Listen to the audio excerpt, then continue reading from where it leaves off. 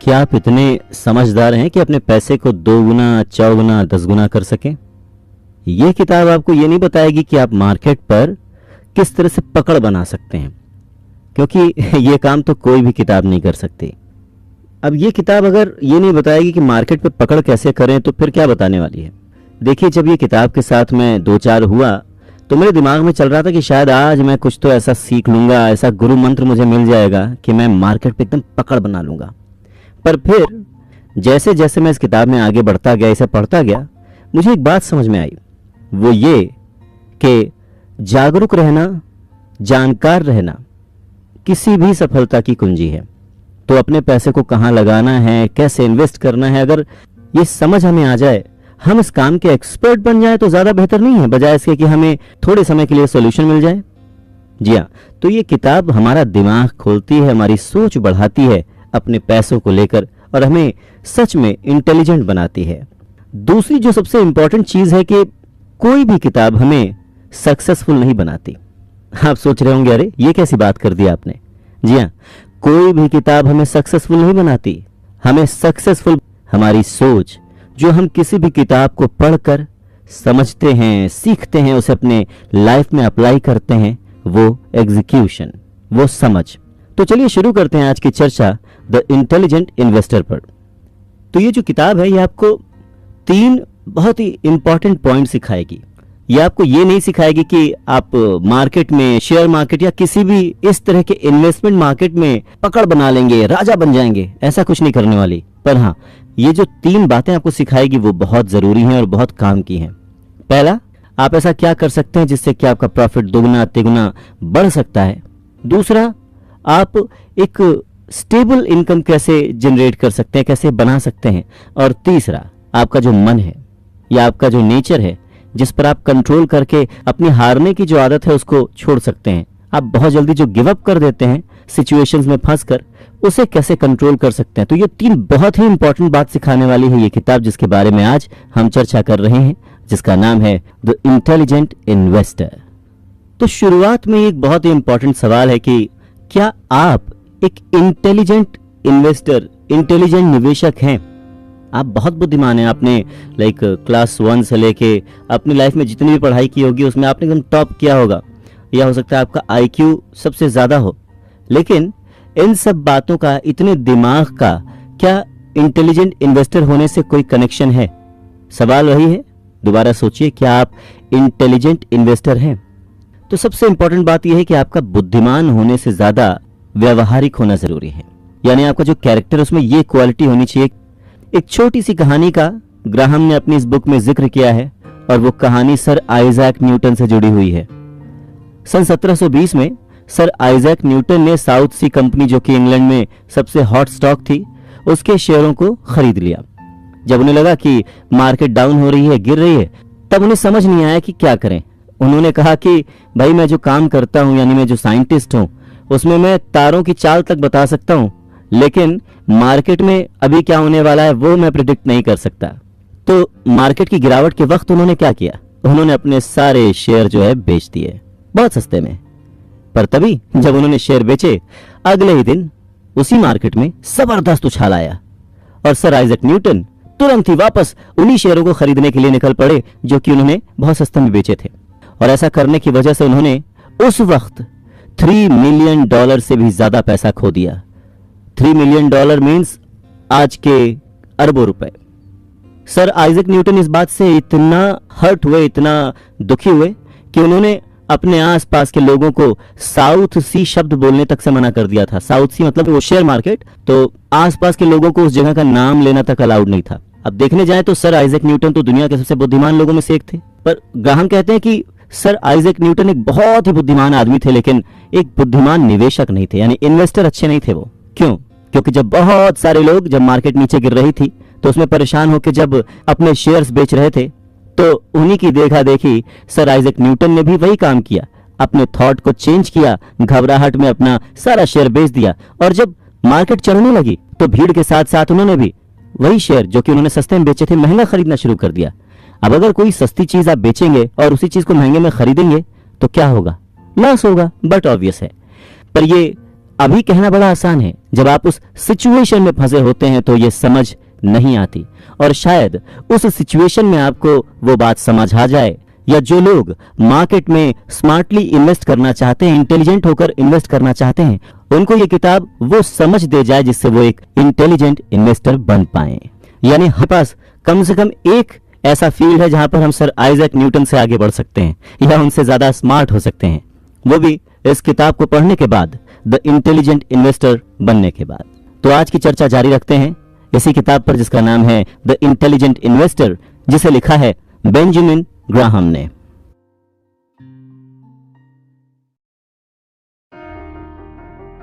पैसे को काम पर लगाने की जगह। क्या आप चाहते हैं कि आपका पैसा आपके लिए काम करे? तो एक ऐसा प्लान है जहां पर पैसा आपके लिए काम कर सकता है। जैसे ही मैंने कहा कि एक ऐसी चीज जिसमें आपका पैसा आपके लिए पैसे कमाएगा, आपके कान तुरंत खड़े हो गए ना। ये तो छोटी छोटी ट्रिक्स होती हैं, इन्हें सुनकर हम एक्साइटेड हो जाते हैं। कभी भी हम अपनी सोच को, अपनी बुद्धि को, अपनी समझ को इस तरफ लगाना ही नहीं चाहते। कितना आसान होगा ना अगर हमें ये समझ आने लग जाए कि किस तरह से हम अपने पैसे को ढंग से मैनेज कर सकते हैं, ढंग से इन्वेस्ट कर सकते हैं, और हमारे पैसे को हमारे लिए काम पर लगा सकते हैं ताकि वो और पैसे कमा कर लाए। पर ऐसा करने के लिए हमें इंटेलिजेंटली इन्वेस्ट करना पड़ेगा। ग्राहम न्यूयॉर्क स्टॉक एक्सचेंज के बारे में एक बात बताते हैं कि वहां के लोग चाहे बिजनेस करें या ना करें, लेकिन जब भी वो मार्केट में इन्वेस्टमेंट करते हैं, जैसे ही क्लोजिंग बेल बजती है, वहां के सारे लोग खुश हो जाते हैं, क्योंकि जब भी वहां के लोग व्यापार करते हैं तो कहीं ना कहीं मुनाफा उस मार्केट में काम करने वाले लोगों को होता है, चाहे इन्वेस्टर्स ने ट्रेडिंग की हो या ना की हो। एक और एग्जाम्पल देते हैं, फिर बात शुरू करते हैं। हमारे देश में मार्केट को लेकर बहुत ही नेगेटिविटी फैली हुई थी शुरुआत में, क्योंकि बहुत सारे लोगों ने उसमें पैसा गंवा दिया।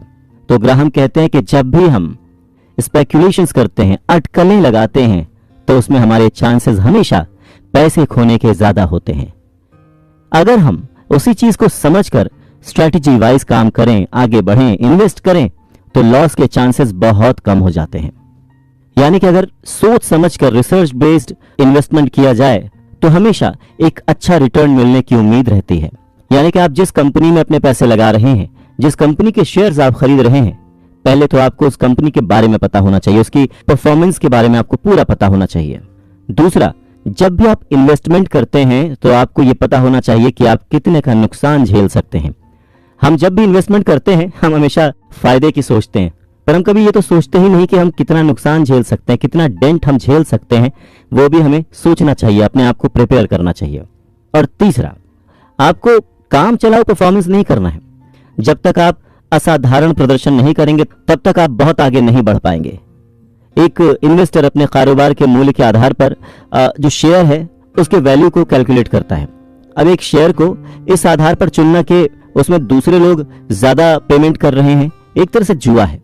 ग्राहम की पहली सलाह यह है कि आपको शेयर्स में तभी इन्वेस्ट करना चाहिए जब आपके पास एक्स्ट्रा पैसे हों। आपकी रूटीन लाइफ के खर्चों के अलावा जो पैसे आपके पास हैं, उन्हीं पैसों को आपको इन्वेस्ट करना चाहिए। पेट काट कर, खर्चे काट कर, बच्चों की फीस काट कर, अपने दूसरे फंड्स को काट कर अगर आप इन्वेस्ट कर रहे हैं और उसमें नुकसान होने पर अगर आपको दिक्कत हो रही है, इट मींस आप गलत थॉट के साथ इन्वेस्टमेंट कर रहे हैं। इन्वेस्ट हमेशा सरप्लस मनी का किया जाता है, यानी जो जरूरत से ज्यादा पैसे हैं उन्हीं को लेकर आप इन्वेस्टमेंट करें। दूसरा, इन्वेस्टमेंट तभी करें जब आप के अंदर से रोज ये आवाज ना आए कि अरे मार्केट में मेरे शेयर का क्या हुआ, यानी अंदर जो घबराहट है अगर वो आपके अंदर नहीं है, तभी आप शेयर में पैसे लगाएं। ये आपकी किस्मत है कि जैसे जुआ खेलकर लोग जीत जाते हैं, वैसे ही आप स्पेक्यूलेशंस लगाकर मार्केट में पैसे बना लें। लेकिन पैसे कमाने का ये सबसे बुरा तरीका है। यानी अगर आप इन्वेस्टमेंट करने की सोच रहे हैं और आप स्पेक्यूलेशंस कर रहे हैं, अटकलें लगा रहे हैं, मतलब भाग्य भरोसे पैसे फेंक रहे हैं, तो ये सबसे गलत तरीका है इन्वेस्टमेंट करने का, क्योंकि ऐसे में आपके पैसे खोने के चांसेस ज्यादा होते हैं। तो इन्वेस्टमेंट उन्हें ही करना चाहिए जो लंबे वक्त तक रुक सकते हैं। मैं ये नहीं कह रहा कि लंबे वक्त तक रुकना ही जरूरी है, लेकिन एटलीस्ट सोच लंबे वक्त तक रुकने की होनी चाहिए, क्योंकि परिस्थितियों के हिसाब से ही आदमी अपने एक्शन, जब आप शुरुआत कर रहे हैं इन्वेस्टमेंट की, तो आपकी सोच ऐसी होनी चाहिए कि आप लंबे वक्त तक टिके रहें अपनी इन्वेस्टमेंट के साथ। क्योंकि जो कंपाउंडिंग है, जिस तरह से कंपाउंडिंग आपको रंक से राजा बनाएगी, जीरो से हीरो बनाएगी, उसका जादू ही अपने आप में कमाल का है। जिसे कंपाउंडिंग का जादू, चक्रवृद्धि ब्याज का, प्रॉफिट का जादू समझ में आ गया, उसे ग्राहम बेल की ये किताब द इंटेलिजेंट इन्वेस्टर जरूर समझ में आएगी। एक बहुत ही इंपॉर्टेंट बात का जिक्र ग्राहम अपनी इस किताब में करते हैं कि सन 1990 के आसपास के दशक में अमेरिका में लोगों ने अचानक से ही इन्वेस्टमेंट करने के लिए अटकलें लगाना शुरू कर दिया। मतलब बस किस्मत के भरोसे रहकर जुआ खेलने की तरह इन्वेस्टमेंट करना शुरू कर दिया, जिसकी वजह से उस वक्त बहुत सारे लोगों को बहुत बड़े बड़े लॉस हुए। मार्केट क्रैश होने तक आ गई। लोगों ने बिना जांचे परखे बस ये मान लिया कि हम शेयर मार्केट में पैसे डालेंगे और हमें प्रॉफिट होगा, पर ऐसा हुआ नहीं, क्योंकि उन लोगों को आदत पड़ गई थी इससे पहले प्रॉफिट कमाने की। तो उन्होंने सोचना समझना बंद कर दिया, इवैल्यूएट करना बंद कर दिया था, उन्होंने रिसर्च करना बंद कर दिया था। बस उन्हें लगा ये ऐसी मशीन है जिसमें $1 डालो और कई डॉलर्स बाहर निकलेंगे, पर ऐसा था नहीं। मार्केट की समझ होना उस वक्त भी उतना ही जरूरी था जितना कि आज।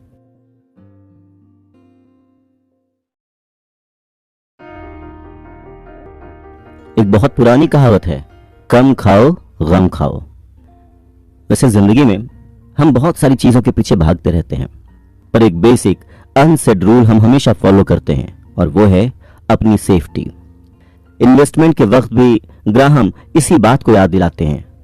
वो एक एग्जाम्पल कहते हैं कि एक जगह पहुंचने के लिए दो अलग अलग जगहों से समान दूरी से लोग गाड़ी ड्राइव करके आ रहे हैं।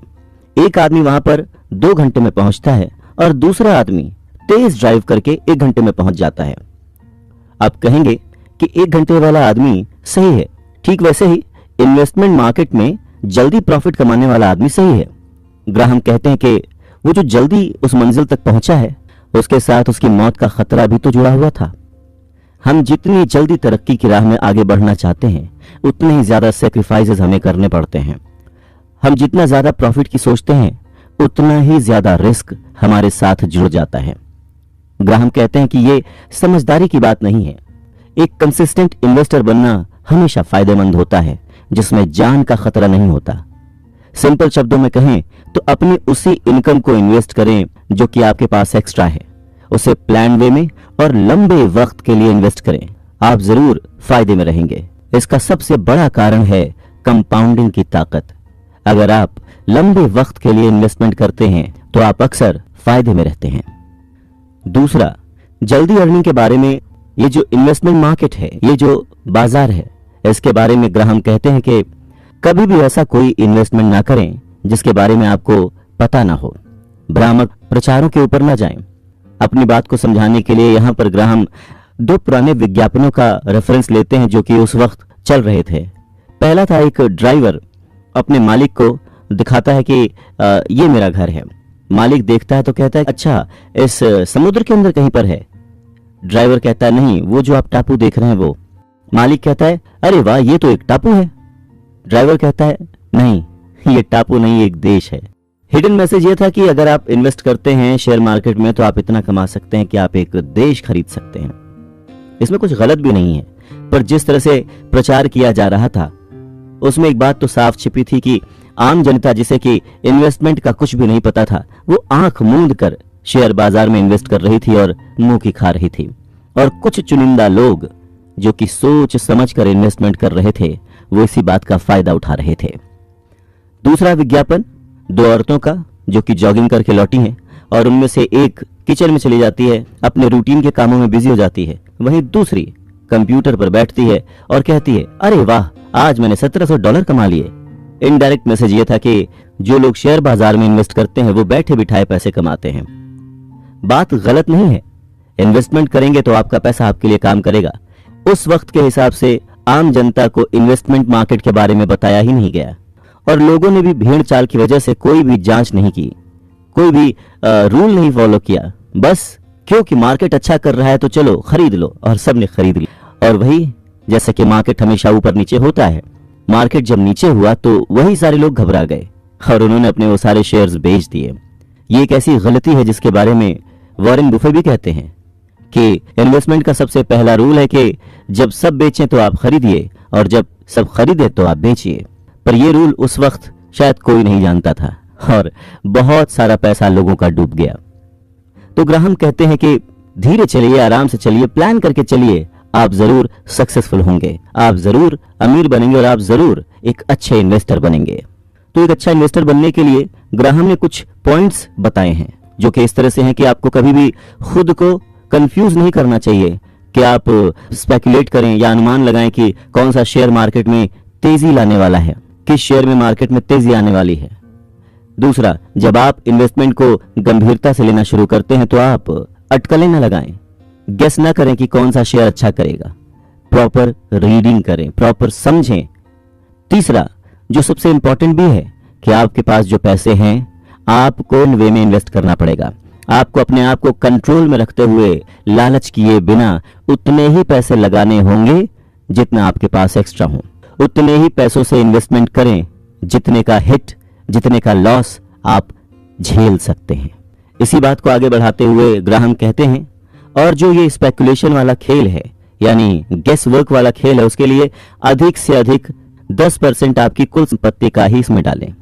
यानी कि आप जो कुछ भी कमाते हैं, बहुत ज्यादा अगर आपको लगता है कि आप अनुमान लगा सकते हैं, गेस वर्क कर सकते हैं और आगे बढ़ सकते हैं, तो उसके लिए अपनी टोटल वेल्थ का 10% ही इसमें डालें। ग्राहम कहते हैं कि लालच इंसान का बेसिक गुण है, वो लालच करता है तभी आगे बढ़ता है। कुछ लोग उसी लालच की वजह से आगे बढ़ जाते हैं, कुछ बन जाते हैं, और कुछ लोग उसी लालच की वजह से डूब जाते हैं। यानी ये इंसानी फितरत का एक हिस्सा है लालच, और इसीलिए बहुत सारे लोगों को इसे रोकने के लिए, दबाने के लिए ज्ञान देना बेवकूफी होगी। हालांकि लालच करना बुरी चीज है, लेकिन आप सभी को लालच करने से मना नहीं कर सकते। पर हां, आप ये सुनिश्चित कर सकते हैं कि कितना पैसा आप उस लालच के लिए सेक्रीफाइस करें। यानी आपकी जो अनुमान लगाने की प्रवृत्ति है जिसमें आपको मजा आता है, उसके हिसाब से आप अपनी टोटल आय का, टोटल इनकम का, टोटल वेल्थ का 10% ही उसमें लगाएं, जिससे आप कम रिस्क पर सीख पाएंगे।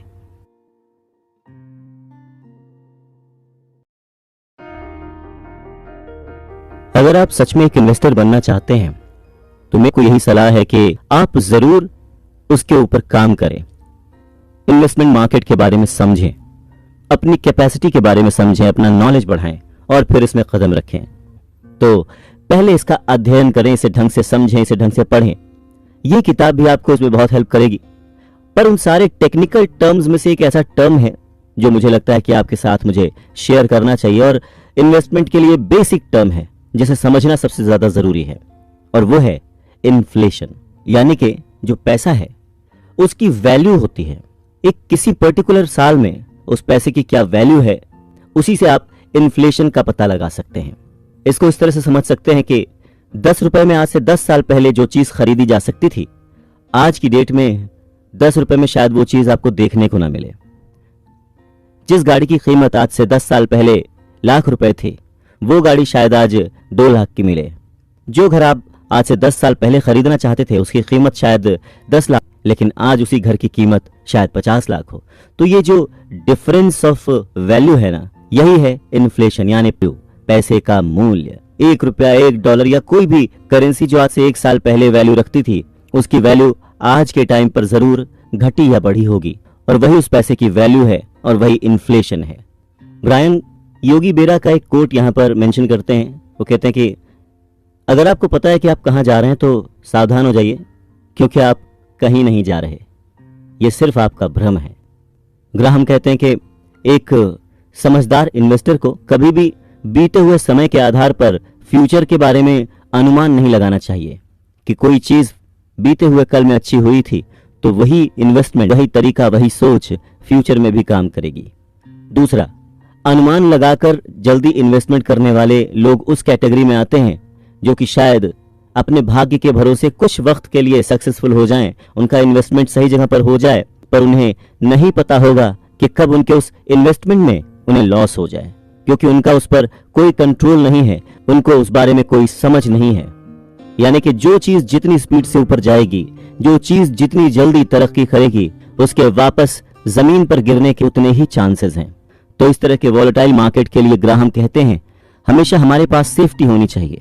ग्राहम कहते हैं कि एक इन्वेस्टर को हमेशा खुद से कुछ सवाल पूछने चाहिए, जैसे शेयरों का भविष्य रिटर्न हमेशा अपने पिछले रिटर्न के समान क्यों होना चाहिए। जब हर एक निवेशक का मानना है कि लंबे समय तक पैसे कमाने के लिए स्टॉक की गारंटी है, तो क्या बाजार में भारी गिरावट नहीं होगी। जब एक बार ऐसा हो रहा है तो क्या फ्यूचर में उसी तरह के हाई रिटर्न मिल सकते हैं? ग्राहम बहुत ही प्रैक्टिकली सोचते हैं और जवाब देते हैं। ग्राहम कहते हैं कि किसी भी इन्वेस्टमेंट का जो मूल्य है, उसकी वैल्यू है, हमेशा उसके लिए भुगतान की जाने वाली कीमत का एक काम होना चाहिए। 1990 के दशक के अंत तक मुद्रास्फीति दूर हो रही थी, कॉर्पोरेट लाभ तेजी से बढ़ रहे थे और अधिकांश दुनिया शांति में थी। सब कुछ सही चल रहा था, लेकिन इसका मतलब यह नहीं था और न ही इसका मतलब यह हो सकता है कि शेयर किसी भी कीमत पर खरीदने के लायक थे। अब क्योंकि कंपनियां कमाई कर सकती हैं जो सीमित है, उसी तरह से इन्वेस्टर्स को भी स्टॉक में भुगतान करने के लिए अपने लालच को, अपनी कुल संपत्ति का कितना % वो झेल सकते हैं, उसका एक प्लान उनके पास जरूर होना चाहिए। माइकल जॉर्डन का एक एग्जाम्पल देकर ब्रायन समझाते हैं। वो कहते हैं कि माइकल जॉर्डन अपने पूरे समय में, जब तक उनका करियर रहा, वो सबसे बड़े बास्केटबॉल खिलाड़ी रहे और बहुत सारे लोगों ने उन्हें बहुत प्यार दिया। जब भी उनके मैचेस होते थे, लोग भीड़ की तरह टूट पड़ते थे उनके मैचेस देखने के लिए, और इसके एवज में माइकल जॉर्डन को हर साल करीब $34 मिलियन का पेमेंट मिलता था। पर इसका मतलब ये नहीं कि उतना ही पैसा माइकल जॉर्डन की टीम को दिया जाए। ठीक उसी तरह से शेयर मार्केट में कोई एक पर्टिकुलर चीज, कोई एक पर्टिकुलर शेयर काम करता है, ना कि पूरी मार्केट। तो जब भी आप इन्वेस्टमेंट करें, आप किसके लिए पैसे खर्च कर रहे हैं, ये कॉल आपकी है, ये आपको देखना है, ये आपको समझना है। ग्राहम आगे कहते हैं कि जब शेयर मार्केट में कोई भी चीज स्थायी नहीं है, यहां तक कि इस फील्ड के जो विशेषज्ञ हैं वो भी फेल हो चुके हैं, तब भी क्यों जो इन्वेस्टर है इन्हीं पर विश्वास। तो ग्राहम कहते हैं कि जिस तरफ सारे जा रहे हों उसके बारे में ध्यान से सोचें, अपने भविष्य के बारे में ध्यान से सोचें, क्योंकि शेयर बाजार का प्रदर्शन 3 ही रीजंस पर डिपेंड करता है। पहला, वास्तविक विकास, यानी कि कंपनियों की कमाई और उनका जो हर साल का प्रॉफिट है वो, उसमें वृद्धि। दूसरा, मुद्रास्फीति की वृद्धि, यानी कि जो हमारी इकोनॉमी है, अर्थव्यवस्था है, उसमें कीमतों की सामान्य बढ़ोतरी हो, बहुत तेज शूट अप ना हो रेट। तीसरा, सट्टा वृद्धि या गिरावट, निवेश के लिए, इन्वेस्टमेंट के लिए जनता की भूख में कोई वृद्धि या कमी। इन 3 ही फैक्टर्स पर शेयर बाजार चलता है। ग्राहम कहते हैं कि जब आप अनुमान लगाते हैं, ऐसा करते समय आप केवल एक ही चीज पर भरोसा कर सकते हैं कि आप शायद गलत हो जाएंगे।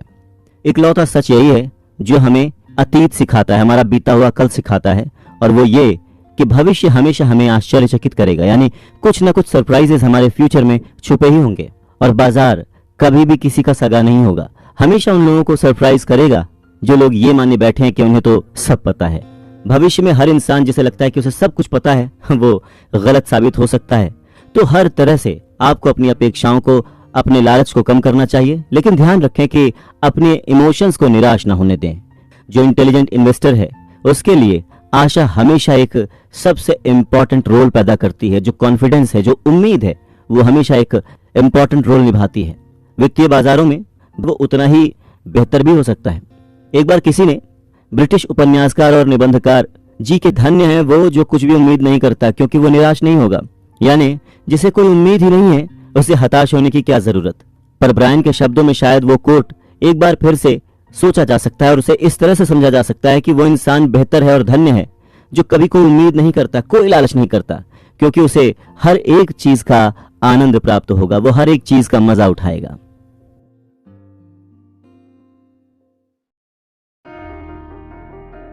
जब हमें कोई एक पर्टिकुलर रिजल्ट प्राप्त करना होता है तो उसके लिए कोई एक पर्टिकुलर रास्ता भी अपनाना होता है।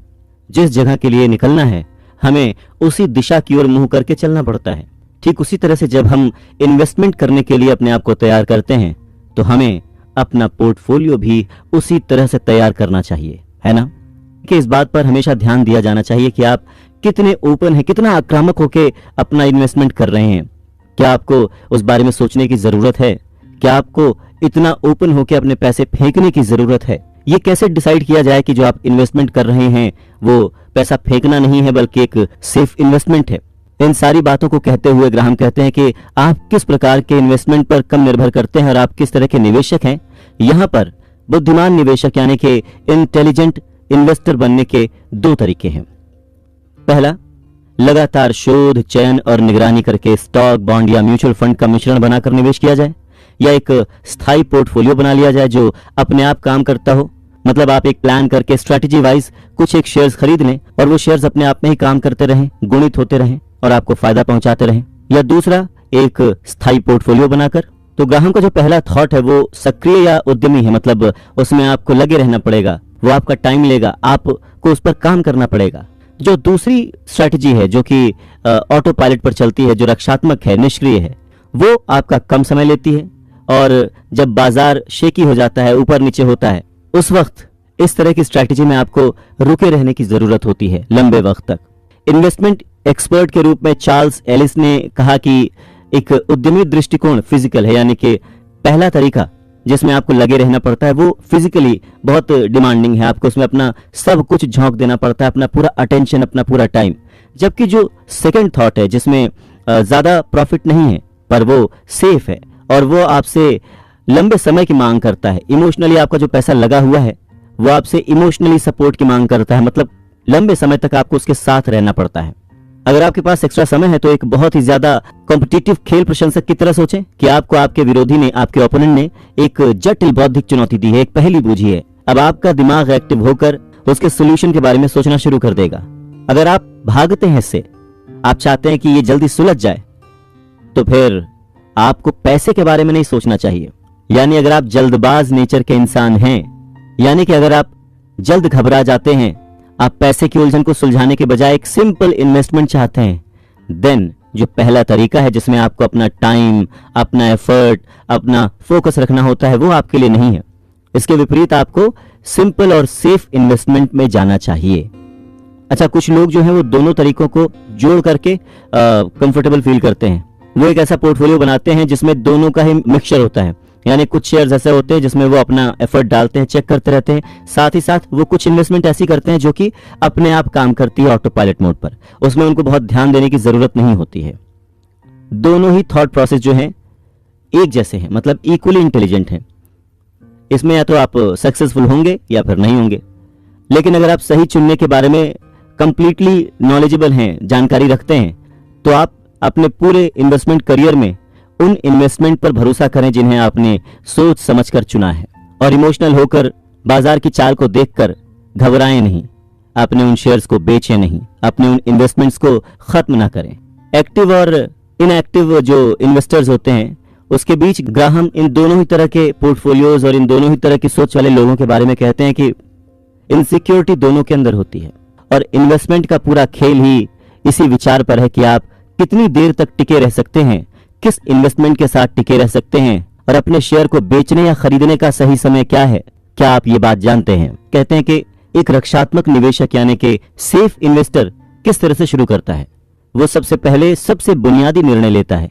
वो ये डिसाइड करता है कि शेयरों में कितना रखा जाए और बॉन्ड और कैश में कितना रखा जाए, यानी कि एक ही जगह पर अपनी सारी इन्वेस्टमेंट करने के बजाय जो टोटल जमा पूंजी है उसका कितना परसेंट शेयर्स में डाला जाए, कितना परसेंट बॉन्ड में रखा जाए और कितना परसेंट कैश रखा जाए। स्टॉक और बॉन्ड के बीच अपनी संपत्ति को इन्वेस्ट करने के तरीके के बारे में ग्राहम की ये जो चर्चा है, इसमें सबसे असामान्य बात यह है कि इसमें कहीं भी उम्र का उल्लेख नहीं है, मतलब उम्र को कहीं भी नहीं डिस्कस किया गया है। हालांकि ये बहुत ही इंपॉर्टेंट फैक्टर है। ये जो वक्त के साथ साथ जो नॉलेज हासिल किया गया है, इसके खिलाफ दृढ़ता से उनकी सलाह ये बताती है कि ये माना जाता है कि आपको इन्वेस्टमेंट में कितना जोखिम लेना चाहिए। यह इस बात पर निर्भर करता है कि आप कितने साल के हैं, यानी आपको अपनी उम्र के हिसाब से जोखिम लेना चाहिए। इसका थंब रूल है कि 100 से आपकी उम्र घटाने से बाकी बची संख्या के बराबर प्रतिशत में स्टॉक व बाकी प्रतिशत में अपनी संपत्ति का निवेश बॉन्ड आदि में करना चाहिए। सिंप्लीफाई करते हैं इसको, और यानी कि एक 28 साल के आदमी को अपने पैसे का 72% स्टॉक में रखना चाहिए, 81 साल के आदमी को केवल 1 से 9% स्टॉक में रखना चाहिए। बाकी सबकी तरह ही 90s में ये जो थॉट था ये बहुत आम था। ये 2000 में एक बहुत ही फेमस किताब में एक तर्क दिया गया था कि अगर आप 30 साल से कम उम्र के हैं तो आपको अपने पैसे का 95% स्टॉक में इन्वेस्ट करना चाहिए, भले ही आपके पास जोखिम के लिए कुछ भी ना बचा हो। जब तक आप इस सलाह के समर्थकों को अपने IQ से 100 घटाने की इजाजत नहीं देते हैं, तो आपको ये बताने में सक्षम होना चाहिए कि यहाँ कुछ तो गड़बड़ है। मतलब आपको ये सेंस कर लेना चाहिए कि इस थॉट में कुछ तो गड़बड़ी है। आपकी एज के हिसाब से क्यों डिसाइड करना चाहिए कि आप कितना जोखिम ले सकते हैं? देखिए, एक 89 इयर्स के आदमी को $3 मिलियन के साथ एक परफेक्ट कंप्लीट पेंशन और अपने आने वाली जो जनरेशन उनके लिए पैसे को बॉन्ड में इन्वेस्ट करने की सलाह दी जाती है। क्या ये मूर्खता नहीं है? उसके पास पहले से ही बहुत सारी इनकम है, बहुत सारा पैसा है, और जब वो इंसान जाने वाला होगा तो बाय डिफॉल्ट उसकी आने वाली जो जनरेशन्स हैं वो पहले से ही उन सारे शेयर्स की मालिक होगी। दूसरी तरफ एक 25 साल के आदमी को जो अपनी शादी और घर के लिए जो खर्चे जुटा रहा है, बचत कर रहा है, वो अपने सारे पैसे स्टॉक्स में डाल देगा। यदि शेयर बाजार एक बड़ा गोता लगा लेता है, मतलब डूब जाता है, तो उसके पास उसके खर्चे वाले हिस्से को कवर करने के लिए कुछ बचेगा ही नहीं। इससे भी कोई फर्क नहीं पड़ता कि आप कितने जवान हैं, कितने युवा हैं, या आपके पास कितनी एज बची है। आपको अपने पैसे की आवश्यकता शायद 40 साल तक न पड़े, और बिना किसी वार्निंग के ही अचानक से आपको 40 मिनट बाद भी पड़ सकती है। मतलब ये अनप्रेडिक्टेबल है कि आपको कब पैसे की जरूरत पड़ सकती है। आप अपना काम खो सकते हैं, तलाक ले सकते हैं, कुछ भी हो सकता है। मतलब कुछ भी वर्स्ट से वर्स्ट चीज आपके साथ हो सकती है जिसके लिए आपको पैसे की जरूरत पड़ सकती है। और अगर आपने ऐसे में अपनी सारी इनकम इन्वेस्ट कर रखी है तो आपके पास क्या बचेगा? मतलब अप्रत्याशित जोखिम कभी भी किसी के लाइफ में भी आ सकता है, इसलिए हर किसी को कुछ कैश अपने पास रखना चाहिए, या फिर ऐसी इन्वेस्टमेंट जो कि एक मिनट कैश में कन्वर्ट की जा सके। आखिरकार कई लोग ठीक से निवेश करना बंद कर देते हैं क्योंकि शेयर बाजार नीचे चला जाता है। साइकोलॉजिस्ट कहते हैं कि हम में से अधिकतर लोग स्पेकुलेशन, अनुमान लगाते हैं। आज कम काम करते हैं कि हम भविष्य में यानी फ्यूचर में गतिशील रूप से चार्ज किए जाने वाले कार्यक्रम के बारे में कैसा महसूस करेंगे। जब स्टॉक 1980 और 1990 के दशक में 15% या 20% सालाना बढ़ रहा था, तब ये इमेजिन करना आसान था कि आप और आपके स्टॉक आपके लाइफ में कैसे चलेंगे, मतलब आगे वो किस तरह से रिएक्ट करेंगे। लेकिन वक्त के साथ साथ चीजें बदलती हैं, यानी कि जब आपके पास सब इन्वेस्टमेंट आ जाती है, ऐसे में जो लोग अनुमान लगाते हैं वो लोग अक्सर ऊंचे भाव में शेयर्स खरीदते हैं और कम भाव में बेचने पर मजबूर हो जाते हैं, और फिर बाद में खुद को कोसते हैं, अपनी किस्मत को कोसते हैं। ग्राहम जोर देकर कहते हैं कि हर किसी को बॉन्ड में कम से कम 25% ऑफ द इनकम इन्वेस्ट करना चाहिए। वो तर्क देते हैं कि ये एक तरह का कुशन है जो आपको शेयर बाजार में जब आप इन्वेस्ट करते हैं उसमें आपको ये रिलीफ देगा। आपके जो बाकी के पैसे हैं उसको शेयर मार्केट में लगाने का आपको साहस देगा, हिम्मत देगा। तो बेहतर रिजल्ट पाने के लिए आप कितना जोखिम ले सकते हैं, अपने जीवन की रियल सिचुएशन के बारे में सोचें कि वो कब तक बदल सकते हैं। आपके पास कितने कैश की जरूरत है, कितने कैश में आप अपना जीवन गुजार सकते हैं। और भी बहुत सारे फैक्टर्स हैं जो कि आपके इन्वेस्टमेंट को प्रभावित करते हैं, जैसे कि आप का मैरिटल स्टेटस, आप कुंवारे हैं, शादीशुदा हैं। शादीशुदा हैं तो क्या पत्नी आपके साथ रहती है, पति आपके साथ रहते हैं, बच्चे हैं नहीं हैं, उनका क्या खर्च है, ट्यूशन की फीस कितनी देते हैं, क्या जो पैसे आपके पास हैं आप किसी को मालिकाना हक देना चाहते हैं, किसी को अपने बाद उसका वारिस बनाना चाहते हैं, या फिर आप अपने मम्मी पापा को उनकी बढ़ती उम्र में मदद करना चाहते हैं, हेल्प करना चाहते हैं, उनका सपोर्ट बने रहना चाहते हैं। आपका करियर कैसा चल रहा है, आप जॉब करते हैं, बिजनेस में हैं, अगर बिजनेस में है तो कितना कमाते हैं, जॉब में है तो कितना कमाते हैं और क्या श्योरिटी है जॉब की, वगैरह वगैरह। और सबसे जरूरी कि आपकी इनकम और आपके खर्चे की जरूरतों को देखते हुए आप कितना इन्वेस्टमेंट कर सकते हैं, कितने पैसे का रिस्क ले सकते हैं। अगर इन सारे पॉइंट्स को देखने के बाद, याद करने के बाद आपको लगता है कि आप शेयर मार्केट में अधिक से अधिक जोखिम ले सकते हैं, तो आप ग्राहम के न्यूनतम बॉन्ड या नकद में 25% के आसपास हैं। अगर नहीं तो अपने अधिक शेयरों को खत्म कर दें, क्योंकि अधिकतम निवेश यानी कि 75% बॉन्ड या नकदी में बढ़ते हैं। एक बार जब आप अपना टारगेट डिसाइड कर लेते हैं तो उसे केवल अपनी विशेष जीवन परिस्थितियों में ही बदलें, यानी कि जब तक जरूरत ना हो तब तक उन्हें न छुएं। तब शेयर ना खरीदें जब शेयर बाजार बढ़ रहा हो, महंगा हो रहा हो, ऊंचे पे हो। ठीक वैसे ही अपने शेयर बेचे भी मत जब बाजार नीचे चला गया हो, लॉस हो रहा। जो ग्राहम का थ्योस है इसमें वो है डिसिप्लिन के साथ इन्वेस्टमेंट करना। एग्जाम्पल के तौर पर आइए मान लें कि आप काफी हाई लेवल जोखिम के साथ बहुत ही सहज हैं। मान लें कि आपके स्टॉक में 70% संपत्तियां हैं और बॉन्ड में 30%। अगर शेयर बाजार 25% बढ़ता है लेकिन बॉन्ड स्थिर रहते हैं तो अब आपके पास स्टॉक में 75% से कम और बॉन्ड में केवल 25% ही होगा। रोज रोज अपने स्टॉक्स के पीछे ना पड़ें, क्योंकि ऐसे में आप पागल हो जाएंगे। बेहतर है कि कुछ एक प्लानिंग कर लें। ब्रायन का सुझाव है कि आप नए साल और हर 4 जुलाई जैसे आसान टर्म्स को कॉइन कर लें। एक फिक्स कर लें कि हर 3 महीने में एक बार चेक करेंगे, हर 2 महीने में एक बार चेक करेंगे। मतलब ऐसा कि आप हमेशा सिर्फ उसी के बारे में ना सोचते रहें।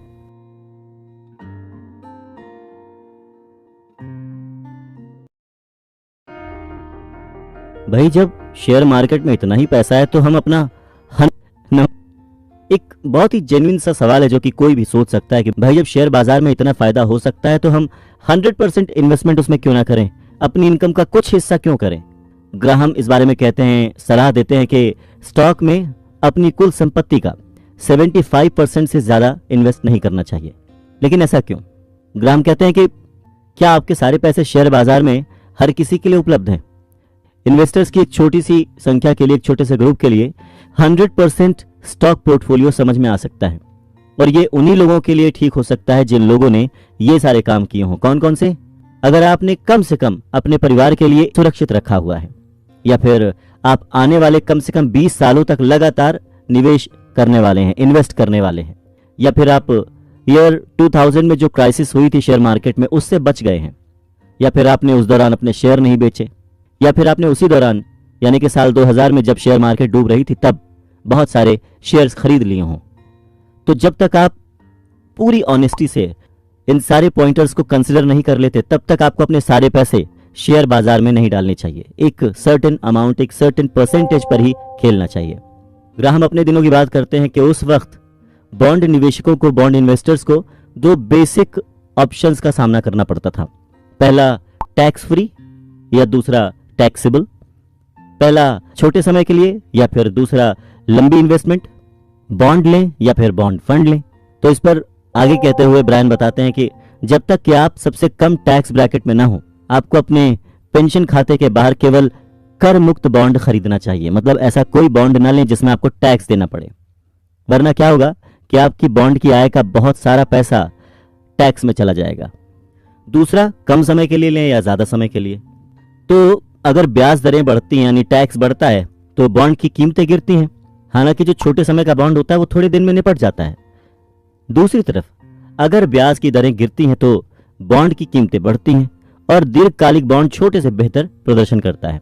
इस चीज को आप छोटे टर्म और लंबे टर्म के बॉन्ड्स को कंपेयर करके जान सकते हैं, समझ सकते हैं।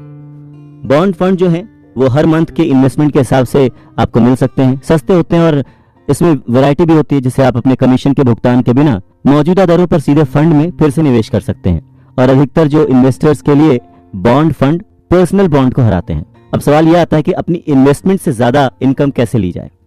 जो स्मार्ट इन्वेस्टर है, जो इंटेलिजेंट इन्वेस्टर है, उसको जमा या मनी मार्केट खातों के बैंक प्रमाण पत्रों से बाहर जाने पर विचार करना चाहिए। ऐसे इन्वेस्टर को इन विकल्पों पर ध्यान देना चाहिए जो हैं treasury securities, saving bonds, mortgage securities, annuities, preferred stock या फिर नॉर्मल शेयर। तो ब्रायन कहते हैं कि डिफेंसिव होने से अच्छा है कि एक प्लान्ड वे में बहुत ही अग्रेसिव खेला जाए, और वही सबसे अच्छा सेल्फ डिफेंस है। यानी कि प्लान्ड वे में आक्रमण करना ही सबसे अच्छा डिफेंस है। जब मार्केट इतनी वोलेटाइल थी, इतनी डूब रही थी, तब भी बहुत सारे लोगों ने उसमें इन्वेस्ट किया। ऐसा क्यों? तो सबसे पहले ग्राहम की उस बात को याद रखना चाहिए कि जब आप पोर्टफोलियो बनाते हैं तो उसमें आपको समय और ऊर्जा लगाने की आपकी इच्छा के मुकाबले जोखिम के प्रति आपको कितना रचनात्मक होना चाहिए, वो बात याद रखनी चाहिए। और अगर आप इन्वेस्टमेंट में सही तरीके को अपनाते हैं तो स्टॉक में निवेश करना और आपके पैसे को बॉन्ड और नकदी में पार्किंग करना कितना आसान है। सन 2000 के शुरू में होने वाले शेयर बाजार में यदि आपने लॉस उठाया है और यदि बदले में आपको ये लगता है कि अब आप कभी भी स्टॉक में इन्वेस्ट नहीं करेंगे, तो एक पुरानी स्ट्रैटेजी कहती है कि दूध से जला छाछ भी फूंक कर पीता है। क्योंकि सन 2000 और 2002 की जो इतनी बुरी स्थिति थी स्टॉक मार्केट की, उसमें बहुत सारे लोग दिवालिया हो गए, लेकिन उसके बाद भी बहुत सारे लोगों ने वापस शेयर बाजार में इन्वेस्ट किया और अपने उस एक्सपीरियंस को उसमें डाला जो उन्होंने सन 2000 के क्राइसिस में सीखा था। अगर हम इसको लॉजिकल रूप में देखें कि जिन लोगों ने सन 2000 में अपने पैसे खोए थे, आज भी वो कुछ शेयर्स के मालिक हैं, तो जो आज वो शेयर्स के मालिक है इसका उससे कोई कनेक्शन नहीं है। पर ग्राहम के हिसाब से बहुत सारे लोग इस बात को नहीं जानते। तो सवाल उठता है कि क्या आप जानते हैं कि आपको क्या खरीदना चाहिए? तो ग्राहम कहते हैं कि सबसे पहले रक्षात्मक निवेशक को हमेशा बचाव करना चाहिए। यह विश्वास कि आप बिना होमवर्क किए स्टॉक ले सकते हैं, उससे 1980 के दशक और 1990 के दशक के शुरुआत में सबसे पॉपुलर बात यह थी, इन्वेस्टमेंट के लिए सबसे पॉपुलर रूल यह था कि जो आप जानते हैं उसे खरीदें। यानी जिसके बारे में आपको जानकारी है आप उसी पर अपना पैसा लगाएं, अनुमान न लगाएं। दूसरी सबसे ज़रूरी बात जो ग्राहम यहाँ पर कहते हैं वो ये है कि क्या आप अपना रोल खुद प्ले कर सकते हैं। यानी कि जब आप शेयर मार्केट में उतरते हैं तो क्या खरीद फरोख्त आप खुद कर सकते हैं। ग्राहम का सजेशन है इसे खुद करें। अगर आपके पास स्टॉक खरीदने के लिए बहुत कम पैसा है तो भी आप ऑनलाइन ब्रोकरेज के माध्यम से स्टॉक खरीद सकते हैं। ऑनलाइन स्टॉक वेबसाइट्स उपलब्ध कराए गए हजारों शेयर्स की प्रत्येक पीरियाडिक खरीद पर केवल कुछ 1% चार्ज करती हैं। आप हर हफ्ते या हर महीने निवेश कर सकते हैं, इन्वेस्ट कर सकते हैं और अपने प्रॉफिट को फिर से इन्वेस्ट कर सकते हैं। यहां तक कि आपके बैंक के खाते से इलेक्ट्रॉनिक डेबिट क्रेडिट है या अपने पे चेक से सीधे खाते से स्टॉक में अपने पैसे को जमा कर सकते हैं। जबकि जो ब्रोकर है वो आपको शेयर खरीदना है नहीं खरीदना है इसके भी पैसे चार्ज करता है। पारंपरिक जो ब्रोकर्स हैं या म्यूचुअल फंड्स के विपरीत जो आपको एक बड़े से सर्टेन अमाउंट के बिना खाता तक नहीं खोलते, वहीं इस तरह के ऑनलाइन फर्म्स के पास जीरो बैलेंस पर आप अपना ट्रेडिंग अकाउंट खोल सकते हैं और वो उन इन्वेस्टर्स के लिए तैयार हैं जो ऑटो पायलट पर अपना पोर्टफोलियो बनाना चाहते हैं। अगली बार कि आप जारी करने वाली कंपनियों से सीधे पर्सनली स्टॉक खरीद सकते हैं। 1994 में US securities and exchange commission ने इस चीज को अलाउ कर दी। आप सीधे कंपनियों से शेयर्स खरीद सकते हैं जिस पर पिछले कई सालों से रोक लगी हुई थी और सैकड़ों कंपनियों ने इंटरनेट पर अपने प्रोग्राम्स चलाए जिसमें उन्होंने सीधे लोगों को इनवाइट किया और ब्रोकरेज के बिना शेयर खरीदने की पेशकश की। कंपनीज अक्सर तरह तरह के इन्वेस्टमेंट उसमें कराती हैं और उसके अगेंस्ट कुछ एक चार्ज भी करती हैं, लेकिन वो कितना भी चार्ज करे पर वो जो रेगुलर ब्रोकर है उससे तो सस्ता ही होता है। हालांकि ये चेतावनी भी दी जाती है कि आपके अंत के वर्षों के लिए छोटी छोटी राशि के शेयरों को खरीदने से बड़े टैक्स के सिरदर्द से छुटकारा मिल सकता है। तो अगर आप अपनी खरीद के स्थायी और व्यापक रूप से विस्तृत रिकॉर्ड रखने के लिए तैयार नहीं है, मतलब आप अपना डेटा बनाने के लिए तैयार नहीं है, तो सबसे पहले आप खरीदारी ना करें और केवल एक स्टॉक में निवेश ना करें, या फिर कह सकते हैं कि आप किसी भी स्टॉक में इन्वेस्ट ना करें। क्योंकि जब तक आप अपने दांव को फैलाने के इच्छुक नहीं होंगे, आप रिस्क लेने के इच्छुक नहीं होंगे, रिस्क लेना नहीं चाहेंगे, तब तक आपको बिल्कुल भी शर्त नहीं लगानी चाहिए, क्योंकि शर्त लगाते ही जीतने के साथ साथ हारने का भी इक्वली खतरा होता है। 50-50% चांसेस होते हैं। ग्राहम के अनुसार इन्वेस्टर्स के लिए 10 to 30 शेयर्स के बीच एक अच्छा स्टार्टिंग पॉइंट हो सकता है, खासतौर से वो लोग जो कि अपने शेयर खुद चुनना चाहते हैं। लेकिन आपको ये पक्का करना होगा कि आप केस में अपना सारा पैसा नहीं डालेंगे। पर इसमें खतरा ये होता है कि जो लोग ऑनलाइन इन्वेस्टमेंट करते हैं वो हमेशा उसको मॉनिटर करते रहते हैं और धीरे धीरे ये आपको एक सट्टेबाज बना देता है। आपके अंदर जुआ खेलने की प्रकृति आ जाती है, यानी कि अनुमान लगाने लगते हैं, आप स्पेक्यूलेशन करने लगते हैं अपने पैसों के साथ। वहीं जो लोग लॉन्ग टर्म में इन्वेस्ट करते हैं वो हमेशा सेफ रहते हैं।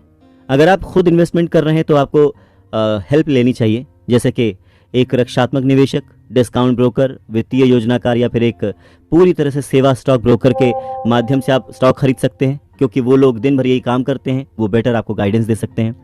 डिस्काउंट ब्रोकरेज पर आपको स्टॉक पिकिंग का अधिकांश काम खुद करना होता है। दूसरी तरफ अगर आप समय नहीं दे सकते हैं या खुद के लिए ब्याज नहीं कमा सकते हैं तो फिर किसी को स्टॉक या म्यूचुअल फंड खरीदने के लिए अपॉइंट कर दीजिए। उसमें शर्म की कोई बात नहीं है, ऐसे लोगों की आपको हेल्प लेनी चाहिए। लेकिन आपके लिए एक जिम्मेदारी भी है कि आप उसे कभी भी डेलीगेट ना करें। ये केवल आप और आप ही कर सकते हैं कि क्या आपका सलाहकार भरोसेमंद है। सबसे पहले एक भरोसेमंद सलाहकार ढूंढें और फिर उसको कोई काम डेलीगेट ना करें, उसे अपने ज्ञान के हिसाब से, अपने नॉलेज के हिसाब से काम करने दें। अब जब आपने ये काम कर लिया तो एक चीज और ध्यान देने की जरूरत है, आपको म्यूचुअल फंड बढ़ाने की जरूरत है, क्योंकि म्यूचुअल फंड एक रक्षात्मक निवेशक के लिए अपने स्वयं के संपूर्ण पोर्टफोलियो पर निगरानी के बिना स्टॉक ओनरशिप का एक सबसे अच्छा तरीका है। तो अपने पोर्टफोलियो के स्टॉक को नियमित रूप से संभालने के लिए कम पैसे पर आप एक पेशेवर चुनकर यह सुविधा पा सकते हैं, क्योंकि इसमें फायदा यह है कि इंडेक्स पोर्टफोलियो या फिर म्यूचुअल फंड पर बहुत ज्यादा समय इन्वेस्ट करने की जरूरत नहीं होती, इन्हें रोज चेक करने की जरूरत नहीं होती है। और सबसे जरूरी बात यह कि अपने इन्वेस्टमेंट साइकिल को कभी ना तोड़ें, यानी कि जो आपने एक्स्ट्रा अपने पैसों का प्लान बना रखा है कि हर 3 महीने में, 6 महीने में या साल में जो आप इन्वेस्ट करेंगे उसे आप कभी ना तोड़ें, चाहे मार्केट की हालत कैसी भी हो। पर हाँ, सोच समझकर प्लान करके वो सर्टेन अमाउंट आप इन्वेस्ट जरूर करें, जिससे आपका इन्वेस्टमेंट प्रोसेस चलता रहेगा।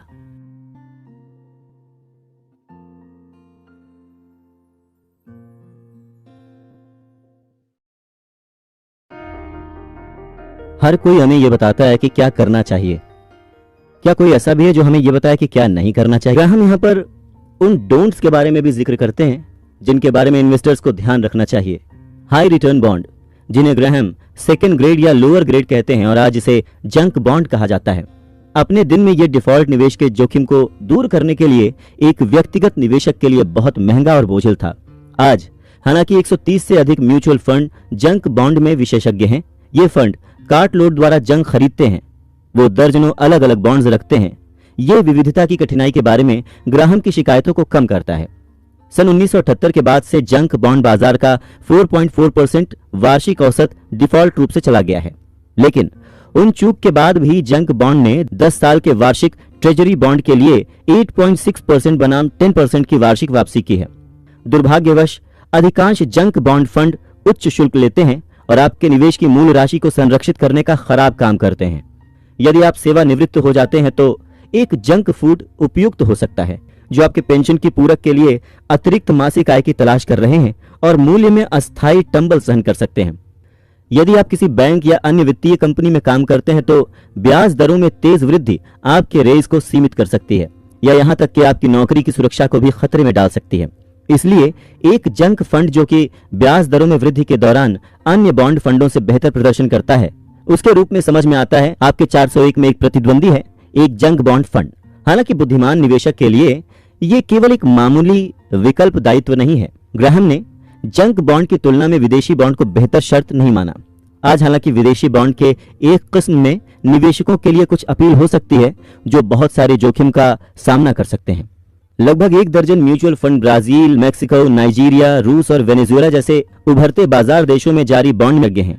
कोई साझेदार निवेशक इस तरह मसालेदार होल्डिंग्स में कुछ बॉन्ड पोर्टफोलियो का 10% से अधिक नहीं रखेगा, लेकिन उभरते बाजार बॉन्ड फंड शायद ही कभी अमेरिकी शेयर बाजार के साथ समन्वय में चल पाते हैं।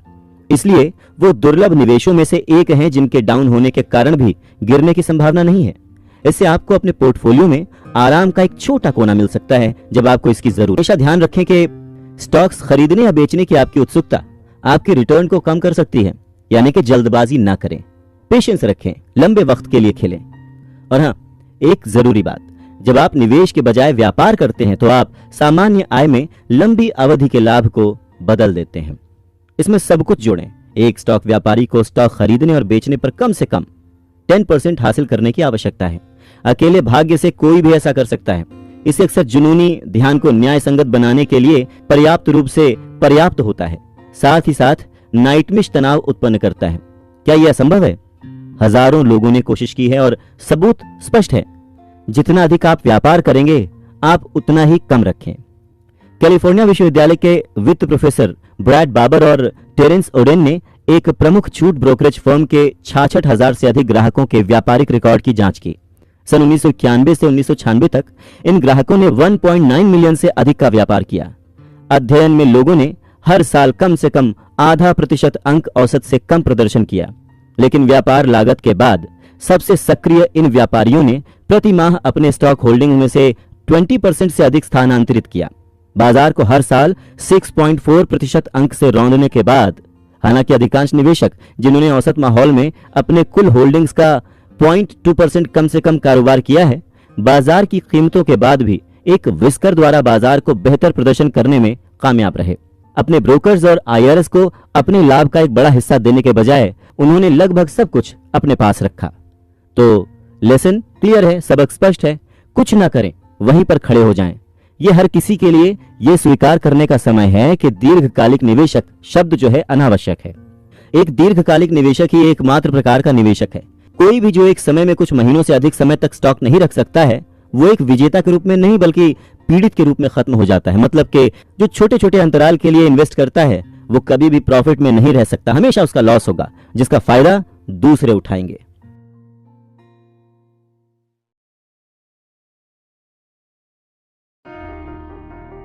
बुलंदियों पे पहुंचना कमाल नहीं है, बुलंदियों पे पहुंचना कमाल नहीं, बुलंदियों पे ठहरना कमाल होता है। एक अच्छा भाग्य बनाने के लिए बहुत ही सावधानी की आवश्यकता होती है, बहुत ही संभाल कर लिखना पड़ता है अपना भाग्य। पर जब आप वो चाहा हुआ भाग्य पा लेते हैं, जैसा आप बनना चाहते हैं वैसा बन जाते हैं, तो उसे बनाए रखने के लिए आपको उससे 10 गुना ज्यादा बुद्धि की आवश्यकता होती है, समझ की आवश्यकता होती है। ब्रायन कहते हैं कि टाइमिंग कुछ भी नहीं है। एक आदर्श दुनिया में एक बुद्धिमान निवेशक केवल तभी स्टॉक खरीदेगा जब वो सस्ते होंगे, और जब वो ओवरराइड हो जाएंगे तो उन्हें बेच देगा। फिर बॉन्ड और नकदी के बंकर को छेड़ने का प्रयास करेंगे जब तक कि स्टॉक फिर से खरीदने लायक सस्ता ना हो जाए। सन 1966 से सन 2001 के अंत तक एक अध्ययन में यह दावा किया गया था कि स्टॉक में लगातार $1 के निवेश को रखने से ये $11.71 का हो गया था। लेकिन अगर आपने प्रत्येक वर्ष के 5 सबसे बुरे दिनों से पहले अपने स्टॉक से इसे बाहर निकाल लिया था तो आपका मूल $1 $987.12 हो गया होता। सबसे जादुई बाजार। विचारों की तरह यह हाथ की सफाई पर आधारित है। वास्तव में आप कैसे बुरे दिन आने से पहले पता लगा सकते हैं कि कौन से दिन सबसे बुरे दिन होंगे। यानी अगर आप ये पता लगा पाएं कि मार्केट कब कब नीचे जाने वाली है तो जाहिर सी बात है आप अनगिनत अनलिमिटेड पैसे कमा सकते हैं, प्रॉफिट कमा सकते हैं। 7 जनवरी सन 1973 को न्यूयॉर्क टाइम्स ने देश के शीर्ष वित्तीय पूर्व अनुमानकर्ताओं में से एक के साथ एक इंटरव्यू दिखाया जिसने निवेशकों से बिना किसी हिचकिचाहट के शेयर खरीदने का आग्रह किया। यह बहुत ही दुर्लभ बात है कि आप इस घोषणा को सुनने के बाद भी अयोग्य हो सकते हैं। उस फोरकास्टर का नाम एलन ग्रीनस्पैन था और यह बहुत ही दुर्लभ है कि उन्होंने हर उसको अयोग्य ठहराया जो इस पल का लाभ ना उठा सके, फिर वो चाहे फेडरल रिजर्व के अध्यक्ष ही क्यों न थे। ग्रेट शेयर बाजार के डिप्रेशन के बाद सन 1973 और सन 1974 आर्थिक विकास के लिए सबसे खराब साल थे। तो क्या पेशेवर एलन ग्रीनस्पैन की तुलना में किसी भी समय बाजार को बेहतर बना सकते हैं? 3 दिसंबर सन 2001 को RM लेरी एंड कंपनी की मार्केट टाइमिंग फर्म के अध्यक्ष केट लेरी ली ने कहा, अधिकांश गिरावट के पीछे पड़ने का कोई कारण नहीं है। उन्होंने कहा कि सन 2002 की पहली तिमाही के लिए स्टॉक बढ़िया लग रहा है और ये भविष्यवाणी करते हुए अगले 3 महीनों में शेयर्स ने औसतन 0.28% रिटर्न अर्जित किया, जिसने नकदी से 1.5% अंडर परफॉर्म किया। इस विचार में लेरी अकेली नहीं है। ड्यूक विश्वविद्यालय के 2 इकोनॉमिक्स प्रोफेसर्स के एक अध्ययन में पाया गया कि यदि आपने सभी बाजार टाइमिंग न्यूज लेटर्स के सर्वश्रेष्ठ 10% की सिफारिशों का पालन किया होता तो आपने सन 1991 से सन 1995 तक 12.6% वार्षिक रिटर्न अर्जित की होती। लेकिन आपने उन्हें देखा ही नहीं, अनदेखा कर दिया और अपने पैसे को स्टॉक इंडेक्स फंड में रखा होता तो आपको 16.4% की आय होती। जैसा कि डेनिश दार्शनिक सोरेन कीरकेगार्ड ने उल्लेख किया है कि जीवन को केवल बीते समय से ही समझा जा सकता है, लेकिन इसे भविष्य में ही जीना चाहिए। जब आप पीछे मुड़कर देखेंगे तो आपको सिर्फ वही दिखेगा कि कब आपने शेयर्स को खरीदा और बेचा था, लेकिन आप इसे देखकर सोच में न पड़ जाएं। जब आप वास्तविक समय में इसे देख रहे हो, बस केवल इसमें अंदर जाना है और तुरंत बाहर निकलना है, यानी कि सिर्फ उससे सीखना है और वो लर्निंग फ्यूचर के लिए अप्लाई करना है अपने प्रेजेंट में। स्टॉक मार्केट का सबसे बड़ा सच ये है कि अक्सर इसके बारे में नेगेटिव पब्लिसिटी बहुत ज्यादा हुई है। सच ये है कि लोगों का नुकसान बहुत हुआ है, पर क्या उस नुकसान की वजह स्टॉक मार्केट है या उनकी अपनी सोच? ये सोचने का विषय है। अगर हम स्पेक्यूलेशंस या अनुमान पर आधारित इन्वेस्टमेंट करेंगे तो मैक्सिमम टाइम पर हमारा लॉस होने के चांसेस हैं, और लोगों के साथ हुआ भी वैसा ही, जिसका सारा ब्लेम उन्होंने शेयर मार्केट पर डाल दिया। तो अब सवाल यह आता है कि सही तरीका क्या है? सही तरीका है स्टॉक मार्केट को समझना। सही तरीका है सही इन्वेस्टमेंट कैसे करें इसको समझना। सही तरीका है यह जानना कि क्या सारे पैसे एक ही जगह पर लगा दिए जाएं। इन्वेस्टमेंट का एक बेसिक रूल है, कभी भी अपने सारे अंडे एक ही टोकरी में न रखें। Never put your all eggs in a same bucket. जीवन की सारी महान सफलताएं, सक्सेस फोकस होने से मिलती हैं, एकाग्रता से बनती हैं। जैसा कि ग्राहम कहते हैं, आम शेयर्स से वास्तव में बड़े भाग्य उन लोगों के द्वारा बनाए गए हैं। उन लोगों ने बहुत पैसे कमाए हैं जिन्होंने अपना सारा पैसा एक निवेश में लगाया था जिसे वो बहुत अच्छी तरह से जानते थे। अमेरिका के लगभग सभी सबसे अमीर लोग एक एकल उद्योग या एक एकल कंपनी में केंद्रित निवेश में अपनी संपत्ति का पता लगाते हैं। सन 1982 से अब तक उदाहरण के तौर पर देखें तो फोर्ब्स 400 सबसे अमीर अमेरिकियों की सूची में से लगभग सभी ने अब तक अनडाइवर्सिफाइड फॉर्च्यून से ही डोमिनेट रहे हैं। हालांकि लगभग कोई छोटी किस्मत इस तरह से नहीं बनाई गई है और न ही इस तरह से कोई बड़े भाग्य लिखे गए हैं। कार्नेगी ने जो लिखा है उसकी उपेक्षा की गई है। वो ये है कि एकाग्रता जीवन की अधिकांश महान असफलताओं को भी बनाती है। फोर्ब्स की रिच लिस्ट पर फिर से नजर डालें तो पाएंगे कि सन 1982 में वापस फोर्ब्स 400 के सदस्यों का औसत मूल्य $230 मिलियन था। 2002 के फोर्ब्स 400 पर इसे बनाने के लिए औसत 1982 के सदस्य को अपने धन पर केवल 4.5% औसत वार्षिक रिटर्न अर्जित करने की आवश्यकता थी। इस अवधि के दौरान जब बैंक खातों की तुलना में कहीं अधिक कमाई हुई और शेयर बाजार ने 13.2% का वार्षिक औसत प्राप्त किया, तो क्या आप जानते हैं कि सन 1982 से फोर्ब्स 400 में से कितने भाग्यशाली अमीर 20 साल बाद सूची में बने रहे? मूल सदस्यों में से केवल 64, और 2002 की सूची में अभी भी 16% हैं जो अपने सभी अंडे एक टोकरी में ही रखे हुए हैं, जो उन्हें पहली बार सूची में मिल गए थे, जैसे तेल, गैस या कंप्यूटर जैसे उद्योगों में। जो हार्डवेयर या बुनियादी निर्माण या अन्य सभी मूल सदस्य इनसे दूर हो गए। जब कठिन समय हिट होता है तो इन लोगों में से कोई भी लगभग सभी बड़े लाभों के बावजूद जो बहुत सारा धन ला सकते हैं, उन्हें ठीक से तैयार किए गए हैं। वो केवल खड़े और लगातार बदलती अर्थव्यवस्था के कारण क्रंच पर खड़े रह सकते हैं। वैसे तो इन्वेस्टमेंट मार्केट में हमेशा ये कहा जाता है कि never put your all eggs in a same bucket, लेकिन शेयर मार्केट के लिए बेंजामिन ग्राहम कहते हैं कि आपको किसी एक शेयर पर जिसके बारे में आप सबसे ज्यादा और सटीक जानते हो उस पर ही इन्वेस्ट करना चाहिए।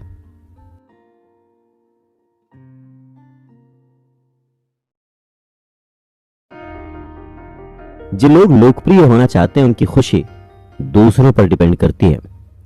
खुशी की चाहत रखने वालों की खुशी उनके हाथ में नहीं होती, उनके नियंत्रण में नहीं होती, दूसरों के हाथ में होती है।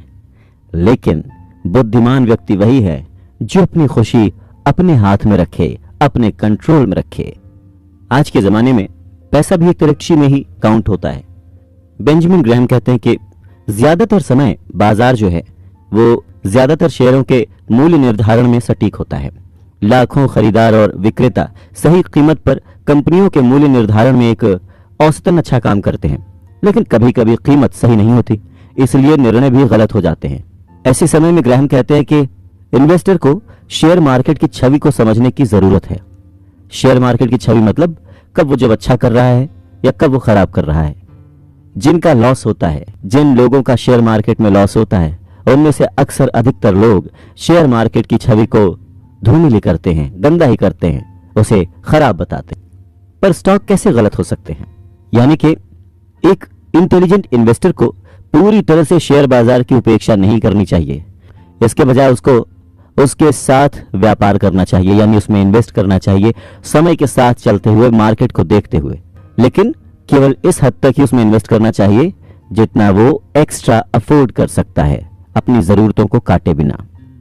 देखिए, शेयर मार्केट का काम जो है वो है आपको प्रॉफिट देना, और एक इन्वेस्टर का काम यह है कि मौका देखते हुए, समय के साथ साथ अपने प्रॉफिट या लॉस को देखते हुए सही खरीद फरोख्त करे, शेयर को बेचे या खरीदे। सिर्फ इसलिए आप शेयर बाजार में इन्वेस्ट ना करें कि आपको बस पैसे कमाना है। पैसे कमाने के लिए शेयर मार्केट को समझना भी उतना ही जरूरी है। अगर आप ये सोचें कि शेयर मार्केट जैसा आप चाहें वैसा रुख अपनाएगी, तो ये जरूरी नहीं, क्योंकि ये ऐसी जगह है जहां पर अगर किसी का लॉस हो रहा होता है तो कहीं ना कहीं किसी का फायदा भी हो रहा होता है। तो आपको ये समझने की जरूरत है कि आपका फायदा किस शेयर में है, किस इन्वेस्टमेंट में है, किस वक्त उसे खरीदने में है।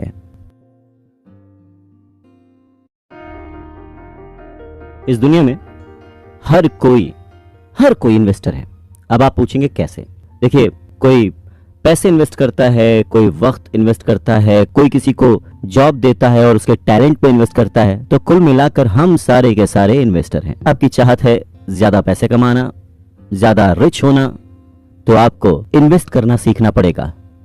आपको आपके पैसे को काम पर लगाना पड़ेगा, उसे इस लायक बनाना पड़ेगा कि जब आप सो रहे हो तब भी वो आपके लिए काम करता रहे। और ऐसा करने के लिए आपको एक इंटेलिजेंट इन्वेस्टर बनना पड़ेगा। इन्वेस्टिंग को लेकर बहुत सारी गाइडेंस अवेलेबल है मार्केट में, लेकिन अगर एक बेंचमार्क की बात की जाए तो बेंजामिन ग्राहम की यह किताब अपने आप में एक बेंचमार्क है, जिसे पढ़कर सारे लोग कुछ ना कुछ समझ सकते हैं। किताब का नाम है द इंटेलिजेंट इन्वेस्टर। इसी पर हम चर्चा कर रहे हैं। वॉरेन बुफे दुनिया के नंबर 1 इन्वेस्टर हैं, और ये किताब जिन्हें वॉरेन बुफे गुरु मानते हैं उन्होंने लिखी है, बेंजामिन ग्राहम ने। सभी great investors the intelligent investor को बाइबल की तरह पूछते हैं, उसे पढ़ते हैं। तो इसके बारे में सुनना, इसके बारे में डिस्कस करना, बारे में चर्चा करना अपने आप में ही बहुत बड़ा काम है और इसे समझना अपने आप में ही बहुत ही फायदेमंद है। इन्वेस्टमेंट दो तरह की होती है, एक अग्रेसिव इन्वेस्टमेंट और एक होता है डिफेंसिव। अग्रेसिव इन्वेस्टमेंट वो होती है कि आप खरीदते जाइए, पर क्या उसमें फायदा है? ऐसे बहुत सारे एग्जाम्पल्स हैं, जब मार्केट क्रैश होता है, लोगों को लॉस होता है, तो बहुत सारे लोग अपनी जिंदगियां छोड़ देते हैं, बहुत सारे लोग उम्मीदें छोड़ देते हैं। तो पहले हमें शेयर मार्केट के टर्म्स समझना बहुत जरूरी है, यानी कि अग्रेसिव वर्सेस डिफेंसिव क्या है। इसको इस तरह से समझ सकते हैं कि मान लीजिए दो दोस्त हैं जो अमीर बनना चाहते हैं और इसके लिए वो दोनों शेयर मार्केट में पैसे इन्वेस्ट करना चाहते हैं। दोनों दोस्त लगभग एक जैसे ही हैं, दोनों काफी समझदार हैं और उन दोनों का नेटवर्थ भी, यानी जितने पैसे उनके पास, वो सब एक जैसा है। पर एक बात दोनों में अलग है और वो ये है कि उनमें अग्रेसिव इन्वेस्टर है और दूसरा डिफेंसिव।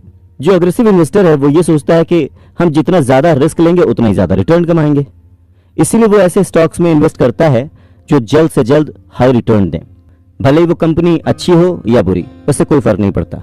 जबकि जो दूसरा दोस्त है जो कि डिफेंसिव इन्वेस्टमेंट करता है, संभाल कर पैसे इन्वेस्ट करता है, वो सोचता है कि कम से कम रिस्क में रिटर्न मिल जाए, भले ही रिटर्न कम ही हो, उससे कोई फर्क नहीं पड़ता, पर सेफ हो। अब एक दिन ऐसा होता है कि जो अग्रेसिव इन्वेस्टमेंट वाला है उसको 100 रुपए का प्रॉफिट होता है एक शेयर से, वहीं जो दूसरा है जो कि सेफ इन्वेस्टमेंट करता है, डिफेंसिव इन्वेस्टर है, वो उसको सारे शेयर मिलाकर भी 100 रुपए का प्रॉफिट नहीं होता, पर हाँ उसे प्रॉफिट होता है। तो ये सुनने के बाद आपको लगेगा कि भाई अग्रेसिव इन्वेस्टमेंट बेटर है। जी नहीं, इसके आगे की कहानी यह है कि डिफेंसिव इन्वेस्टर ने 4 महीने में 4 इन्वेस्टमेंट किए, चारों स्टॉक्स में उसने 10,000 रुपए का इन्वेस्टमेंट किया। उसके पहले इन्वेस्टमेंट में उसे 5% का प्रॉफिट हुआ, दूसरे में 2 का, तीसरे में 12 का, चौथे में 20 का। मतलब अगर हम देखें तो उसे कुल मिलाकर लगभग 9% का प्रॉफिट हुआ। अब अग्रेसिव इन्वेस्टर के बारे में देखते हैं। उसने 4 महीने में 40,000 रुपए में कुल 8 अलग अलग स्टॉक्स खरीदे। पहले इन्वेस्टमेंट में उसे 50% का घाटा हुआ, दूसरे में उसे 60% का प्रॉफिट हुआ, तीसरे में उसे 5% का प्रॉफिट हुआ और चौथे में उसे 10% का घाटा हुआ। तो इसी 4 महीने के एंड तक उसे लगभग 2% का प्रॉफिट हुआ। अब अग्रेसिव इन्वेस्टिंग की यही मुसीबत है, जो कम समय में हाई रिटर्न तो दे सकती है, पर जब आप उसे तो पाएंगे कि लंबे समय में वो बहुत ज्यादा आपको लॉस मिलने जा रही है। ये एक तरह का जुआ ही समझिए कि आप एक बार जीत तो जाते हैं, पर कितनी बार हारेंगे इसका कोई अंदाजा नहीं है। वो हार इतनी बार भी हो सकती है कि आपकी जिंदगी बर्बाद हो जाए। मतलब ये कि कम प्रॉफिट पर बिना लॉस के is better option. Defensive investor होना is better option. Benjamin Graham आगे बहुत ही अच्छा कॉन्सेप्ट देते हैं, मिस्टर मार्केट का कॉन्सेप्ट। मान लीजिए कि आप एक बिजनेस के मालिक हैं और आपका एक पार्टनर है, उसका नाम है मिस्टर मार्केट। मिस्टर मार्केट हर दिन आपके घर आता है और रोज आपको ऑफर देता है। बिजनेस खरीद सकते हो या बिजनेस उससे बेच सकते हो, मतलब उससे कर सकते हो। पर इंटरेस्टिंग बात यह है कि मार्केट बहुत ही भावुक यानी कि इमोशनल है। इमोशनल इंसान नॉर्मली तो ठीक रहते, अच्छे होते हैं, पर कई बार वो इतने इमोशनल हो जाते हैं कि आपको रियल वैल्यू से बहुत हाई प्राइस दे देंगे। कई बार इतने इमोशनल हो जाएंगे, इतना गुस्सा हो जाएंगे कि आपको बहुत ज्यादा लॉस करा देंगे। मान लीजिए कि आपके पास एक बिजनेस है जिसका इंट्रिंसिक वैल्यू 10,000 रुपए है, लेकिन इस बात से मिस्टर मार्केट को कोई फर्क नहीं पड़ता। जब वो खुश होता है तो 10,000 रुपए के बदले आपको 20,000 रुपए भी दे सकता है, पर अगर उसका मूड खराब हो गया तो 10,000 के बदले वो आपको 2 रुपए भी नहीं देगा। हाँ, पर मिस्टर मार्केट की सबसे अच्छी बात यह है कि वो आपको कभी भी किसी भी प्राइस पर आपका बिजनेस खरीदने या बेचने के लिए जबरदस्ती नहीं करता। वो बस आपको मौका देता है, क्योंकि वो आपका दोस्त है। वो कभी भी आपसे जबरदस्ती नहीं करेगा, वो वेट करेगा। स्टॉक मार्केट ठीक मिस्टर मार्केट की तरह ही काम करता है। ये कई बार लॉजिकल नहीं होता, पर वो लोगों के इमोशनल इन्वेस्टमेंट से, रैंडम इन्वेस्टमेंट से बदलता रहता है। इसीलिए बेंजामिन ग्राहम कहते हैं कि अगर आप इंटेलिजेंट इन्वेस्टर बनना चाहते हैं तो मिस्टर मार्केट से कोई भी बिजनेस तभी खरीदो, स्टॉक मार्केट में कोई भी बिजनेस तभी करो जब वो उसके इंट्रिंसिक वैल्यू से कम में बेच रहा हो, और तभी बेचो जब आपके बिजनेस को उसके वैल्यू से ज्यादा पैसे मिल रहे हों। इसको इस तरह से कह सकते हैं कि जब मार्केट में सब बेच रहे हों तो आप खरीदो, और जब सब खरीद रहे हों तो आप बेचो।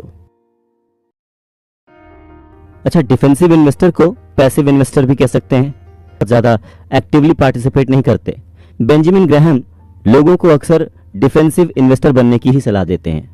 अपनी इस किताब में वो कहते हैं कि लोगों के पास इतना समय नहीं होता कि एक एक कंपनी के बारे में रिसर्च एवं एनालिसिस कर सकें, इसलिए उन्हें डिफेंसिव इन्वेस्टर ही बनना चाहिए। अपनी इस किताब में वो इन्वेस्टमेंट के लिए एक ऐसा फंडामेंटल रूल बताते हैं जो कि लोगों को डिफेंसिव इन्वेस्टर बनने में मदद करेगा। इन्वेस्टर बनने के लिए किसी को भी पोर्टफोलियो को 50-50 में बांट देना चाहिए, जिसका मतलब है कि अगर आपके पास कुल 10,000 इन्वेस्ट करने के लिए हैं तो 5,000 रुपए स्टॉक्स या इक्विटी में डालें और बाकी के 5,000 रुपए बॉन्ड, डेट, कैश या किसी और इन्वेस्टमेंट विकल्प में रखें और इसी 50-50 के रेशियो को मेंटेन किए रखें। मतलब ये कि अगर आपको स्टॉक से 10% का प्रॉफिट हो रहा है तो उसे निकालकर दूसरे साइड में डाल दें और फिर से 50-50 का बैलेंस कर दें। ये एक निश्चित अंतराल तक ऐसे ही हर महीने या 3 महीने पर करते रहें। अब आप इक्विटी में जो निवेश करेंगे वो कम से कम 10 कंपनियों या ज्यादा से ज्यादा 30 अलग अलग सेक्टर की कंपनियों में निवेश करेंगे, वो भी वैसी कंपनियों में जो लगातार कई वर्षों से अच्छा परफॉर्म करती आ रही हैं और आगे आने वाले 20-25 सालों में भी अच्छा ही परफॉर्म करेंगी। यानी कि वैसी कंपनियों को ढूंढिए जिनके प्रोडक्ट्स आप बचपन से इस्तेमाल करते आ रहे हों और आगे भी करते रहेंगे। वो कंपनियां जो कि जरूरत की चीजें बनाती हैं, जैसे वो टूथपेस्ट की कंपनी हो सकती है, तेल, साबुन, आटा, बिस्किट बनाने वाली कंपनी हो सकती है, पेंट बनाने वाली कंपनी हो सकती है, या फिर कुकिंग गैस, पेट्रोल सप्लाई करने वाली कंपनी, या फिर दवा बनाने वाली कंपनी, या फिर बैंक या बाइक, कुछ भी ऐसी कंपनी जो कि आपके ज़रूरत की चीज़ें बनाती है और 20, 25, 30 साल तक वो मेंटेन रखने वाली है, उसका प्रोफाइल चेक करें और ऐसी ही कंपनियों के शेयर्स में इन्वेस्ट करें।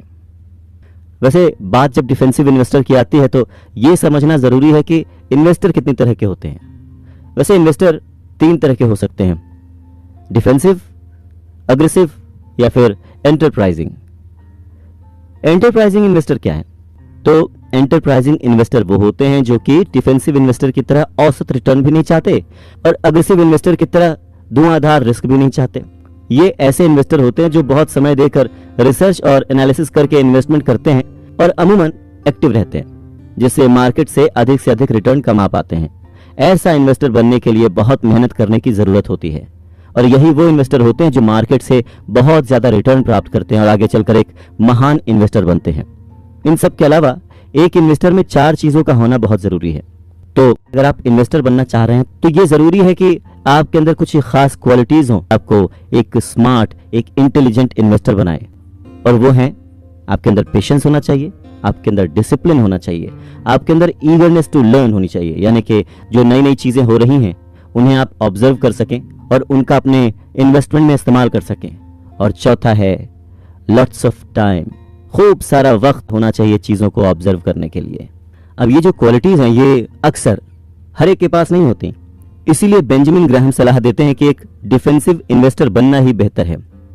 फिर भी अगर कोई एंटरप्राइजिंग इन्वेस्टर बनना ही चाहता है तो उसे खास करके ये चीजें करनी चाहिए। पहला, उसे अगेंस्ट द मार्केट जाना चाहिए। इसका मतलब यह है कि जब मार्केट ज्यादा नीचे हो और सब अपना माल बेच रहे हो तब उस इंटेलिजेंट इन्वेस्टर को अपना जो शेयर है वो खरीदना चाहिए और बेचते समय इसका ठीक उल्टा, यानी कि जब सब खरीद रहे हो तब अपना शेयर बेचना चाहिए। दूसरा, एक ग्रोथ स्टॉक खरीदने के लिए इन्वेस्टर को ऐसी कंपनी खरीदनी होती है जो बड़ी तो हो लेकिन बहुत पॉपुलर ना हो। वो इसलिए क्योंकि जो पॉपुलर नहीं होगा उसके शेयर अक्सर कम दामों पर मिल जाते हैं। तीसरी, आपका ध्यान ऐसे स्टॉक्स पर होना चाहिए जो कि अपनी इंट्रिंसिक वैल्यू से कम में बिक रहे हों लेकिन उनका बिजनेस वेल स्टैब्लिश्ड होना चाहिए। चौथा, आपको स्पेशल केसेस में बाइंग करनी चाहिए, जैसे कि छोटी कंपनी के स्टॉक्स आते हैं जिसे कोई बड़ी कंपनी खरीदने वाली हो, आपको ऐसे स्टॉक्स में इन्वेस्ट करना चाहिए। अपनी इस किताब में ग्राहम एक बहुत ही इंपॉर्टेंट पॉइंट डिस्कस करते हैं। कहते हैं कि सेफ्टी बहुत इंपॉर्टेंट इश्यू है। तो मान लीजिए कि आपको एक पानी वाले जहाज को बनाने का ऑर्डर मिला है जो कि 50 लोगों को ढो सकता है, लेके जा सकता है। तो क्या आपको ऐसा ही जहाज बनाना चाहिए जो सिर्फ 50 लोगों को उठा सके? शायद इसका जवाब होगा नहीं, कैपेसिटी ज्यादा होनी चाहिए। आपकी कोशिश होनी चाहिए कि आप ऐसा जहाज बनाएं जो शायद 50 से ज़्यादा लोगों को उठाकर ले जाए, 70, 80, 100 या और ज़्यादा। ऐसा क्यों? ऐसा इसलिए कि कहीं ना कहीं आप ये सोच रहे होंगे कि जहाज डूबना नहीं चाहिए। इसी एक्स्ट्रा वजन को उठाने की जो क्षमता है, जो ताकत है, इसे ही मार्जिन ऑफ सेफ्टी कहते हैं। और इसी नियम को स्टॉक मार्केट में भी हमें अपनाना चाहिए। मतलब ये कि जब स्टॉक मार्केट में किसी स्टॉक को लेने के लिए मार्जिन ऑफ सेफ्टी का ध्यान रखते हैं तो उसके 2/3 से ज़्यादा पैसे नहीं दें। मतलब कि अगर आप किसी स्टॉक का प्राइस 100 रुपये होना चाहिए ऐसा समझते हैं तो आपको उसे 100 रुपये में नहीं बल्कि उससे कम में खरीदना चाहिए, यानी कि 70, 75, 60, 65, ताकि आप जैसे ही उसे खरीदें उसी वक्त आपको लाभ की, प्रॉफिट की गारंटी हो जाए। यानी कि कोई भी चीज़ अपनी वैल्यू से नीचे खरीदिए और उसकी वैल्यू से ज़्यादा में बेचिए तो ही आपको प्रॉफिट होगा। ये एक बेसिक सिद्धांत है खरीद फरोख्त का। शेयर मार्केट में भी इसी सिद्धांत को अप्लाई करें।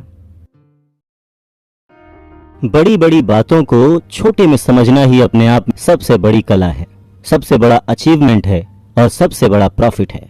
अब तक जो बातें कही हैं वो सारी बातें आपको एक फ्लो में, एक गो में, कम शब्दों में अगर याद दिलाऊं तो वो इस तरह से हैं कि आपको स्टॉक्स में इन्वेस्ट करने से पहले मार्केट की हिस्ट्री का पता होना चाहिए। आपको यह भी पता होना चाहिए कि किस शेयर ने किस तरह से परफॉर्म किया है हिस्ट्री में।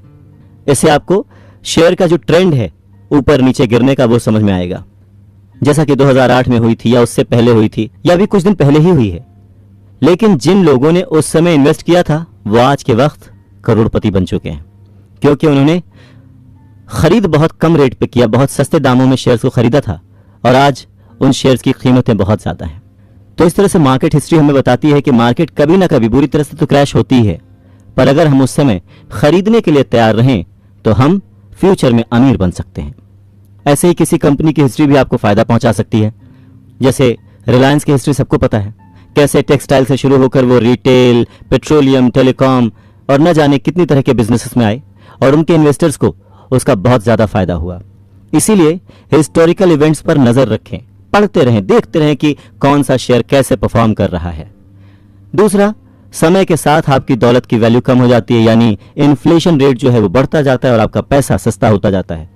जैसे 2000 में मिलने वाले 10,000 और आज के 40,000 की वैल्यू बराबर है। मतलब आज आपके 10,000 रुपए उस वक्त के मुकाबले 2,500 की वैल्यू पर आ गए हैं, यानी आपके 7,500 रुपए की वैल्यू गिर गई है। ऐसा इन्फ्लेशन यानी कि महंगाई दर के बढ़ने के कारण होता है, यानी चीजें महंगी होती जाती हैं और पैसे की वैल्यू वहीं की वहीं टिकी हुई है। लेकिन अगर इन्फ्लेशन भी साथ ही साथ बढ़ रहा है, यानी कि अगर वो 4% बढ़ जाए तो दरअसल आपको 2% का नुकसान हुआ, फायदा नहीं। इसीलिए अगर आप पैसा घर या बैंक में रखते हैं तो वो समय के साथ ग्रो नहीं करेगा, लेकिन अगर आप उसे इन्वेस्ट करते हैं तो वो कई गुना बढ़ जाएगा। जैसे अगर आपने 10 साल पहले 1 लाख रुपए का कोई प्लॉट ले लिया तो 10 साल बाद वो 10 लाख का हो सकता है, लेकिन वही 1 लाख अगर आप घर में रखे रहेंगे तो वो 1 लाख ही रहेगा और उसकी वैल्यू और कम हो जाएगी। बैंक्स में भी थोड़ा बहुत ही ब्याज मिलता है, तो आपको सही इन्वेस्टमेंट आना जरूरी है, उसी से आपके पैसे ग्रो करेंगे। इन्फ्लेशन को सबसे ज्यादा बीट कौन करता है? शेयर्स, और कई गुना रिटर्न देते हैं शेयर्स। तो अगर आप इन्वेस्टमेंट करना चाहते हैं तो आपको एक इंटेलिजेंट इन्वेस्टर बनना पड़ेगा, शेयर मार्केट के बारे में समझना पड़ेगा और फिर इन्वेस्ट करना चाहिए। थोड़ी इन्फ्लेशन बढ़ना फायदेमंद होता है क्योंकि इससे कंपनीज भी अपने रेट बढ़ाती हैं और शेयर के प्राइसेस ऊपर चले जाते हैं।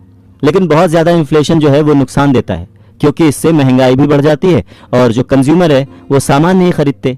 अब अगर कंज्यूमर सामान ही नहीं खरीदेगा तो आपके शेयर के रेट ऊपर कैसे जाएंगे? वो भी गिरेंगे, यानी कि इससे कंपनी को घाटा होता है, तो शेयर का प्राइस भी नीचे ही चला जाएगा। इसलिए शेयर में तब इन्वेस्ट करना चाहिए जब इन्फ्लेशन रेट मिड रेंज में हो, न बहुत ज्यादा हो न बहुत कम हो। अच्छा, रियल एस्टेट इन्वेस्टमेंट ट्रस्ट ये एक ऐसी कंपनी है जो प्रॉपर्टी और बिल्डिंग्स को रेंट पे देती है। ये इन्फ्लेशन को पूरी तरह से बीट करती है। इन्फ्लेशन का इन पर ज्यादा असर नहीं पड़ता और इन्वेस्टर्स को भी घाटा नहीं होता। जैसे अगर आपने प्लॉट लिया है तो उसकी कीमत बढ़ेगी, अचानक से नहीं गिरेगी। दूसरी ओर शेयर्स एकदम से गिर जाते हैं और कुछ लोग तो सड़क पर भी आ जाते हैं। ऐसे किराए पर चढ़ाई है तो टेनेंट आपको किराया देता रहेगा, आपका किराया एकदम से ऊपर या नीचे नहीं होगा। इसीलिए रियल एस्टेट में इन्वेस्ट करना सबसे सेफ समझा जाता है। लेकिन इसमें दूसरे पैरामीटर्स हैं जैसे कि लोकेशन, फ्यूचर प्रोजेक्ट्स वगैरह। अब आजकल के हालात को देखते हुए तो रियल एस्टेट भी सेफ इन्वेस्टमेंट का पॉइंट नहीं रह गया है। तो इन्वेस्टमेंट कोई भी हो, आंख बंद करके तो कभी भी नहीं करनी चाहिए, लॉस ही होगा। अच्छा, इन्वेस्टमेंट करने की कोई उम्र नहीं होती, ये हम सब जानते हैं, जितनी जल्दी शुरू करें उतना अच्छा। लेकिन कुछ बातें ज़रूर ध्यान रखनी चाहिए। अगर आप जल्दी शुरू करते हैं तो आपको फ़ायदा भी ज़्यादा होगा। मतलब ये कि एक यंग आदमी को एक ओल्ड आदमी के मुकाबले इन्वेस्टमेंट करने का ज़्यादा फायदा होगा, कंपाउंडिंग का लाभ ज़्यादा होगा, क्योंकि उसके चांसेस जीने के ज़्यादा हैं। इसीलिए जल्दी शुरू करें। अगर आप मैरिड नहीं हैं तो शादी के खर्चे को ध्यान में रखकर इन्वेस्ट कर सकते हैं। अगर आपके बच्चे हैं तो उनकी कॉलेज एजुकेशन या फिर शादी को ध्यान में रखकर इन्वेस्टमेंट प्लान ले सकते हैं। इन्वेस्टमेंट के दौरान ये भी दिमाग में रखें, ये भी ध्यान रखें कि आप कितने पैसे का नुकसान झेल सकते हैं। यानी कि आपके पास जो एक्स्ट्रा पैसे हर महीने हर दिन बच रहे हैं, आप उन्हीं के साथ इन्वेस्टमेंट की शुरुआत करें। अपना पेट काट कर, अपनी रूटीन की ज़रूरतों को छोड़कर इन्वेस्टमेंट के पीछे न भागें। अब जब आपने डिसाइड कर ही लिया है कि इन्वेस्ट करना है, तो ये जानना भी ज़रूरी है कि इन्वेस्टमेंट्स कितनी तरह की होती हैं। इन्वेस्टमेंट दो तरह की होती हैं, एक होती है अग्रेसिव और एक होती है डिफेंसिव। अग्रेसिव इन्वेस्टमेंट में लोग भाग्य भरोसे किसी भी स्टॉक में बहुत सा पैसा लगा देते हैं। तो ऐसे में क्या होगा, या तो वो बहुत सारे पैसे कमा लेंगे और या फिर वो भिखारी बन जाएंगे, दिवालिया हो जाएंगे। अच्छा, ये तरीका जैसा कि आप समझ ही सकते हैं बहुत ही ज़्यादा रिस्की है। इसलिए ग्राहम ऐसा करने के लिए मना करते हैं। वो कहते हैं कि ये जुआ खेलने जैसा है, लॉटरी लग गई तो लग गई, नहीं लगी तो आप सड़क पर आ सकते हैं। इसके इतर जो डिफेंसिव इन्वेस्टिंग है वो बहुत ही सेफ है। उसमें आप कंपनी की एनालिसिस खुद करते हैं, तब जाके कोई फैसला लेते हैं। तो डिफेंसिव इन्वेस्टमेंट के लिए अच्छी कंपनी के शेयर्स ढूंढने के लिए ग्राहम ने कुछ टिप्स दिए हैं। वो कहते हैं कि हमेशा बड़ी कंपनी में इन्वेस्ट करें जिसके प्रोडक्ट्स आपने इस्तेमाल किए हों। उस कंपनी के एसेट्स उसकी लायबिलिटीज से ज़्यादा होने चाहिए। कंपनी पर कर्ज चाहिए या बहुत काम हो। कंपनी ने 10 साल तक लगातार मुनाफा कमाया हो। कंपनी ने 20 साल से डिविडेंड दिया हो। कंपनी के शेयर की पी रेशियो पिछली अर्निंग की 15 गुना से ज़्यादा ना हो। Price to asset ratio book value से 5 गुना से ज़्यादा ना हो। तो इन टिप्स को ध्यान में रखकर ही आप शेयर्स का चुनाव करें। अगर आपको समझ नहीं आ रहा तो आप किसी फाइनेंशियल एडवाइजर की सलाह ले सकते हैं, या फिर पहले पढ़ाई कर लें, कोई कोर्स कर लें, समझ लें, उसके बाद इन्वेस्ट करें। अच्छा, इंटेलिजेंट इन्वेस्टर वो है जिसने स्टॉक्स का काफी ज्ञान अर्जित कर लिया हो, हासिल कर लिया हो और लॉन्ग टर्म तक मार्केट में बने रहना चाहता हो। उसकी इन्वेस्टमेंट शॉर्ट टर्म गोल हो जाए। शॉर्ट टर्म गोल के साथ साथ उसका एक लॉन्ग टर्म गोल होना भी जरूरी है।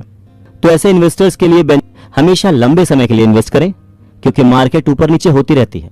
लेकिन जब लंबी दूरी के लिए, लंबे टाइम के लिए आप इन्वेस्ट करते हैं तो उसमें हमेशा प्रॉफिट ही दिखाई पड़ता है। आप हमेशा पता करें कि आपकी मानसिकता कैसी है, आप किस तरह के इंसान हैं। क्या आप शेयर के गिरने हैं? अगर ऐसा है तो शेयर्स के बदले आप इंडेक्स फंड में पैसे लगाएं। ये एक तरह के म्यूचुअल फंड होते हैं जो आपके पैसों को सिर्फ टॉप की कंपनीज में लगाते हैं। बेंजामिन आगे कहते हैं कि उस कंपनी में कभी इन्वेस्ट ना करें जो पिछले कई सालों से घाटे में चल रही हो। पेनी स्टॉक्स में पैसा न लगाएं, बहुत बार वो डूब जाते हैं। कंपनी की मैनेजमेंट के बारे में पता लगाएं। अच्छी मैनेजमेंट कंपनी को बहुत आगे ले जाती है और आपको प्रॉफिट होता है। हमेशा पढ़ें, अपनी आसपास की खबरों से अवेयर रहें, लेकिन फेक और पेड न्यूज से सावधान रहें। वो खबरें नहीं हैं, वो एडवर्टीजमेंट्स हैं, उनसे प्रभावित ना हो। एक्सपर्ट्स पर भी आंख बंद करके भरोसा ना करें, क्योंकि पैसा आपका है, इसलिए डिसीजन भी आपका होना चाहिए। आगे बेंजामिन ग्राहम ने स्टॉक्स में इन्वेस्टमेंट के और कई सारे टिप्स दिए हैं, जैसे कि कभी भी डे ट्रेडिंग ना करें, यह बहुत रिस्की है और जुए की तरह होता है। सभी आईपीओज में इन्वेस्ट ना करें, वो बहुत ही हाई प्राइस पर मिलते हैं। कुछ आईपीओज ही आपको लाभ देते हैं, प्रॉफिट देते हैं। बहुत बड़ी कंपनी धीरे धीरे ग्रो करती है, इसलिए ऐसी कंपनी में कभी पैसे ना लगाएं जिसकी पी रेशियो 25 से ज्यादा है। गिरते हुए मार्केट में अच्छे शेयर्स खरीदें। कभी भी गिरते चाकू को ना पकड़ें, मतलब ये कि जो कंपनी डूब रही है उसमें पैसे न लगाएं। बेशक उसका शेयर कितना भी सस्ता मिल रहा हो, हाथ कट जाएंगे, लॉस हो जाएगा। अगर कोई बड़ी कंपनी एक नई कंपनी लगाती है तो उसके शेयर्स तुरंत खरीद लें। जैसे अगर इलॉन मस्क कोई नई कंपनी शुरू करें तो सबसे पहले उसे खरीद लीजिए। जिस कंपनी में स्कैम्स हुए हों उसके शेयर्स कभी न खरीदें।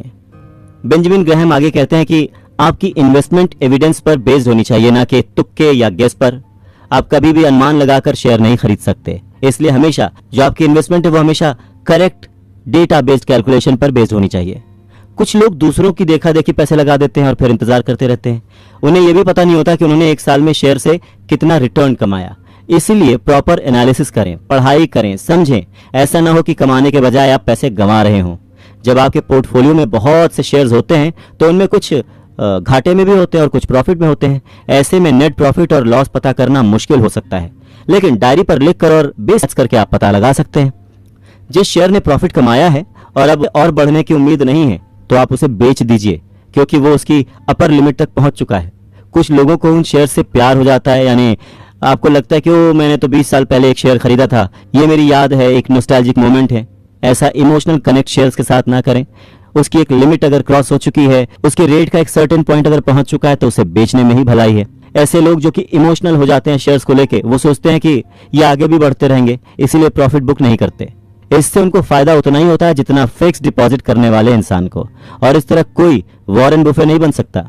इसीलिए टेक्निक को प्रॉपरली समझें और फिर उसे अप्लाई करें। जब मार्केट बहुत ऊपर नीचे होती रहती है तो उसे वोलेटिलिटी कहते हैं। बहुत से लोग इससे डर जाते हैं। एक दिन शेयर प्राइस ऊपर जाता है और कुछ दिन बाद वही शेयर धड़ाम से नीचे जमीन पर गिर जाता है। कुछ लोगों को इससे पैनिक होता है। जब शेयर प्राइस गिरता है तो वो उससे डर के मारे बेचने लगते हैं। इससे उन्हें काफी नुकसान हो जाता है अक्सर। इसीलिए कभी भी पैनिक में अपने शेयर्स ना बेचें। वैसे ही जब शेयर प्राइस नीचे हो तो उसे खरीदें। चेक करें कि कौन सा आपके काम का है, और जब वो ऊपर चला जाए तो उसे बेच दें। इस तरह से आप वोलेटाइल मार्केट में भी पैसा कमा सकते हैं। बेंजामिन ग्राहम कहते हैं कि सबसे पहले तो फाइनेंशियल एडवाइजर पर डिपेंड नहीं होना चाहिए। वो बहुत ज्यादा ब्रोकरेज या फी लेते हैं, इसलिए तो फाइनेंशियल एडवाइजर तभी लें अगर आपको बहुत ज्यादा लॉस हो रहा हो, अगर आपका पोर्टफोलियो बहुत ही बड़ा हो, अगर आप रिटायर हो चुके हों। इसके अलावा कुछ फेक एडवाइजर्स भी होते हैं। अगर कोई आदमी आपको ये कह रहा हो कि ये मौका लाइफ में एक ही बार आता है, क्या आप अमीर नहीं बनना चाहते, मेरे पास कुछ खास ट्रिक्स हैं जो आपको कोई और नहीं बताएगा, आप मेरे मेथड से बहुत पैसे बना लोगे वगैरह वगैरह, तो ऐसे आदमी पर ट्रस्ट ना करें, क्योंकि ऐसी बातें फेक एडवाइजर्स आपको फंसाने के लिए बोलते हैं और बाद में आपको लूट लेते हैं। इसीलिए क्वालिफिकेशन और क्रेडेंशियल देखकर ही अपना एडवाइजर चुनें। किसी भी कंपनी में इन्वेस्ट करने से पहले उसका सिक्योरिटी एनालिसिस जरूर कर लें, लेकिन ये आम इंसान के कंट्रोल से बाहर होता है। इसमें बेसिक एल्जेब्रा का यूज होता है जो फाइनेंस एक्सपर्ट ही कर सकता है।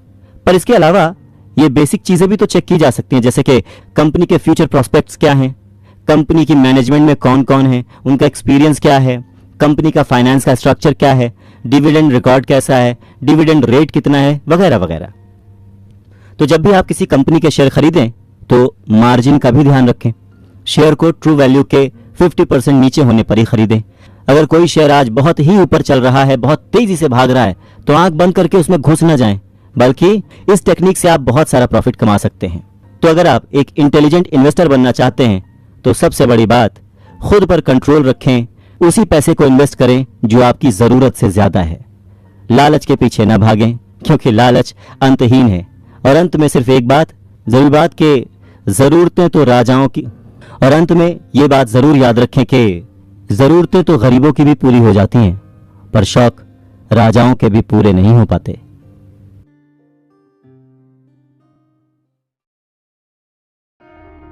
जब खुद कुछ समझ में ना आए ना, तो दूसरों से पूछ लेना चाहिए।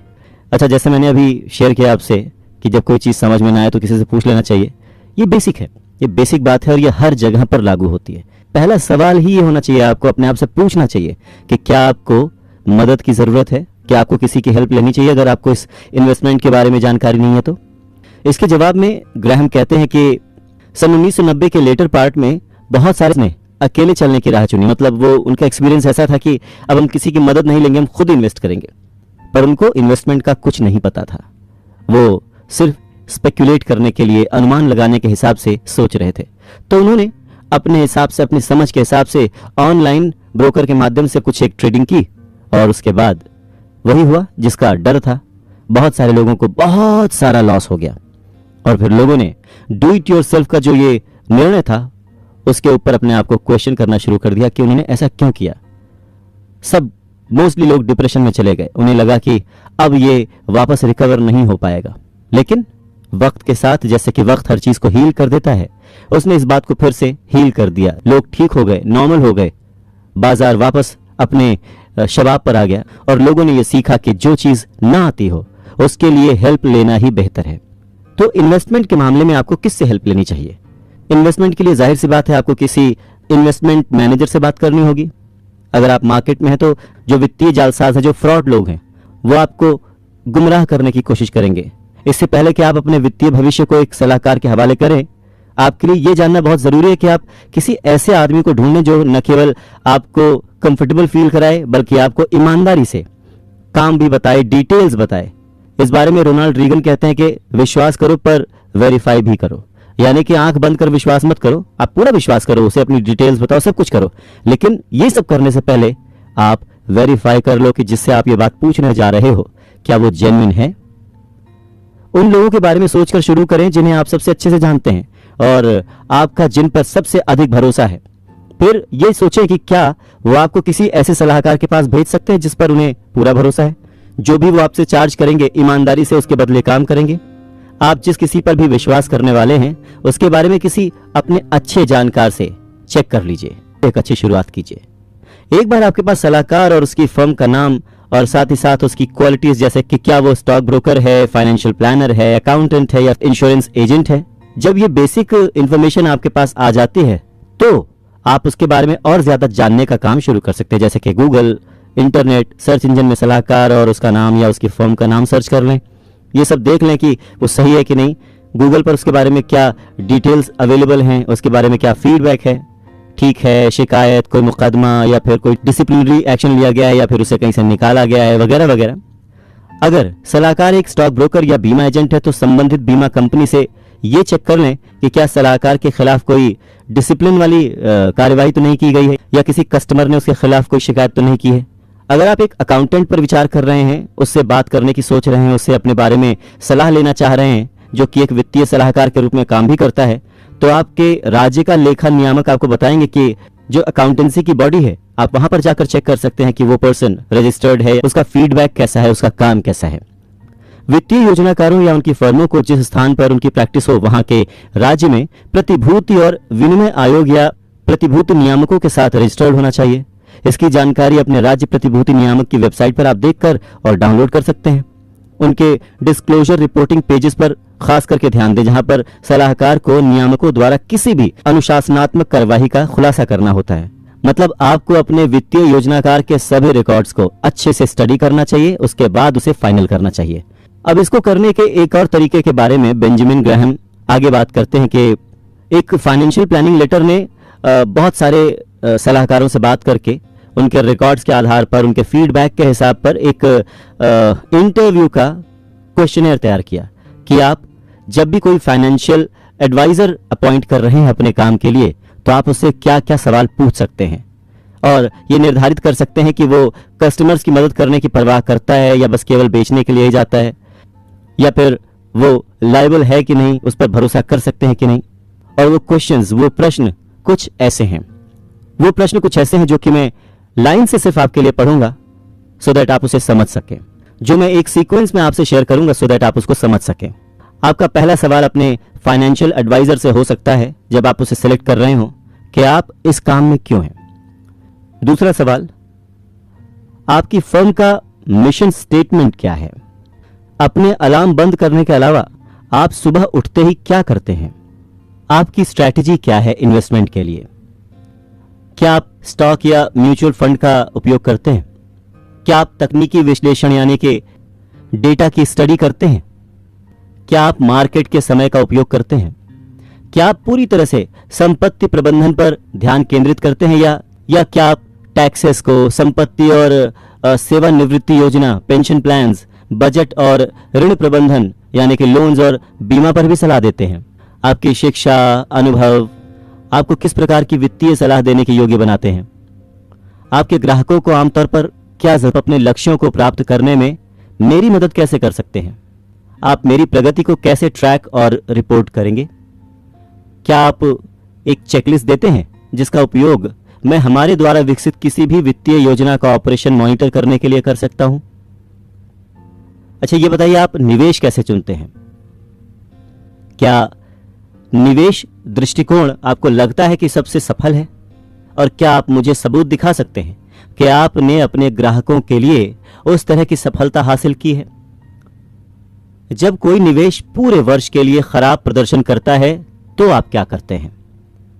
क्या आप निवेश की सिफारिश करते समय किसी तीसरे पक्ष से मुआवजे के किसी भी रूप को स्वीकार करते हैं? अगर करते हैं तो क्यों, या अगर नहीं करते तो क्यों नहीं? आप ऐसा किन परिस्थितियों में करते हैं? क्या आप अनुमान लगाते हैं कि मैं आपकी सेवाओं के लिए पहले साल कितनी फीस का भुगतान करूंगा? क्या समय के साथ इस फीस को कम या ज्यादा करना होगा? अच्छा, अभी आपके पास कितने कस्टमर्स हैं और आप उनसे कितनी बार बात करते हैं? एक ग्राहक के लिए आपकी सबसे बड़ी उपलब्धि क्या रही है? आपके पसंदीदा ग्राहक की क्या विशेषताएं होती हैं? आपके पास एक ग्राहक के साथ सबसे खराब अनुभव क्या रहा और आपने इसे कैसे हल किया? क्या निर्धारित करता है कि कोई ग्राहक आपसे या आपके सहायक कर्मचारियों से बात करता है? ग्राहक कब तक आपके साथ रहते हैं? क्या मैं एक अकाउंट डिटेल की कॉपी देख सकता हूं? आप मुझे सलाह देने आए हैं, मैं आपको अपना इन्वेस्टमेंट सलाहकार अपॉइंट करूं, उससे पहले मैं आपसे जानना चाहता हूं कि क्या आप खुद को आर्थिक रूप में सफल मानते हैं? आप वित्तीय सफलता को कैसे परिभाषित करते हैं? आपको क्या लगता है कि मेरे निवेश पर, मेरे इन्वेस्टमेंट पर कितना औसत वार्षिक रिटर्न पॉसिबल है? क्या आप मुझे अपनी डिटेल्स, अपने फॉर्म और कम से कम 3 रेफरेंसेस दे सकते हैं जो कि आपके बारे में बता सकें? क्या कभी आपके खिलाफ कोई औपचारिक शिकायत दर्ज की गई है? आखिरी ग्राहक जिसने आपको निकाल दिया, और उसने ऐसा क्यों किया, बताएंगे? और उसने ऐसा क्यों किया, बताएंगे? और अंत में ध्यान रखें कि महान वित्तीय सलाहकार पेड़ों पर नहीं उगते हैं। अक्सर जो सबसे अच्छा होता है उसके पास पहले से ही उतने कस्टमर्स होते हैं जितने वो संभाल सकते हैं। और हाँ, एक अच्छे इन्वेस्टर की तरह लगने पर ही वो आपका काम करने के लिए तैयार होंगे। इसलिए जैसे आपको हक है उनसे सवाल पूछने का, उन्हें भी अधिकार है आपसे कुछ कठिन सवाल पूछने का, जो कुछ ऐसे हो सकते हैं कि आपको ऐसा क्यों लगता है कि आपको वित्तीय सलाहकार की जरूरत है? आपके लॉन्ग टर्म प्लान क्या हैं, गोल क्या हैं? अन्य सलाहकारों से डील करने में आपकी सबसे बड़ी निराशा क्या रही है जो आप मेरे साथ नहीं चाहते? अच्छा, आप ये बताइए कि आपका कोई बजट है? क्या आप अपने काम से काम रखने वाले इंसान हैं? अपने मतलब तक ही सीमित रहेंगे? हर साल आप अपनी संपत्ति का कितना प्रतिशत खर्च करते हैं? जब हम अब से 1 साल पीछे की ओर देखते हैं तो आपको आपकी प्रगति से खुश करने के लिए मुझे क्या करने की जरूरत होगी? आप संघर्ष या असहमति को, यानी कि जब कभी स्ट्रगल आता है उसको, या फिर कभी किसी बात पर आप अग्री नहीं करते उसको कैसे मैनेज करते हैं, उसे कैसे संभालते हैं? जब बाजार नीचे गिरता है, और ऐसा कई बार हो चुका है, ऐसे मौके पर इमोशनली आप कैसे रिएक्ट करते हैं? आपके मन में सबसे खराब वित्तीय डर इन्वेस्टमेंट को लेकर क्या है? आप सबसे बड़ी क्या उम्मीद रखते हैं इन्वेस्टमेंट से? आप अपने निवेश पर, अपनी इन्वेस्टमेंट पर कितनी वापसी दर को उचित मानते हैं? तो जब एक सलाहकार आपसे ऐसे सवाल नहीं पूछता है और आप में अपना इंटरेस्ट नहीं दिखाता है, तब आपको आसानी से ये समझ लेना चाहिए कि वो आपके लिए फिट नहीं है या वो आपका काम करने में इंटरेस्टेड नहीं है। अच्छा, इन सब बातों के ऊपर आपको अपने एडवाइजर पर भरोसा करना चाहिए ताकि आप उसे अपने सबसे बड़े दुश्मन से बचाने के लिए अनुमति दे सकें। सबसे बड़ा दुश्मन कौन? घाटा, लॉस, आपका पैसा खोने का डर। उससे वो आपको तभी बचा पाएगा जब आप उस पर भरोसा करेंगे। तो जब आप दोनों, यानी कि इन्वेस्टर एंड वित्तीय सलाहकार यानी कि इन्वेस्टमेंट एडवाइजर, दोनों म्यूचुअली अग्री कर जाएं, तो फिर कुछ बातों का ध्यान रखना होता है। जैसे कि आपको ये प्लान करना चाहिए कि आप अपने पैसे कैसे कमाएंगे, कैसे बचाएंगे, कैसे खर्च करेंगे, उधार लेंगे या फिर कैश में डील करेंगे, या फिर इन्वेस्टमेंट कैसे करेंगे। जब इन्वेस्टर और आपका इन्वेस्टमेंट एडवाइजर या फाइनेंशियल एडवाइजर म्यूचुअली इस बात पर अग्री कर जाते हैं कि दोनों एक दूसरे को हेल्प करेंगे, उनकी सेवाएं लेंगे, तब उसके बाद आपको ये प्लान करने की जरूरत है कि आप अपने पैसे कैसे कमाएंगे, कैसे बचाएंगे, कैसे खर्च करेंगे, उधार लेंगे या फिर कैश में डील करेंगे, और फिर सबसे इंपॉर्टेंट, इन सारी बातों को ध्यान में रखते हुए कैसे इन्वेस्ट करेंगे।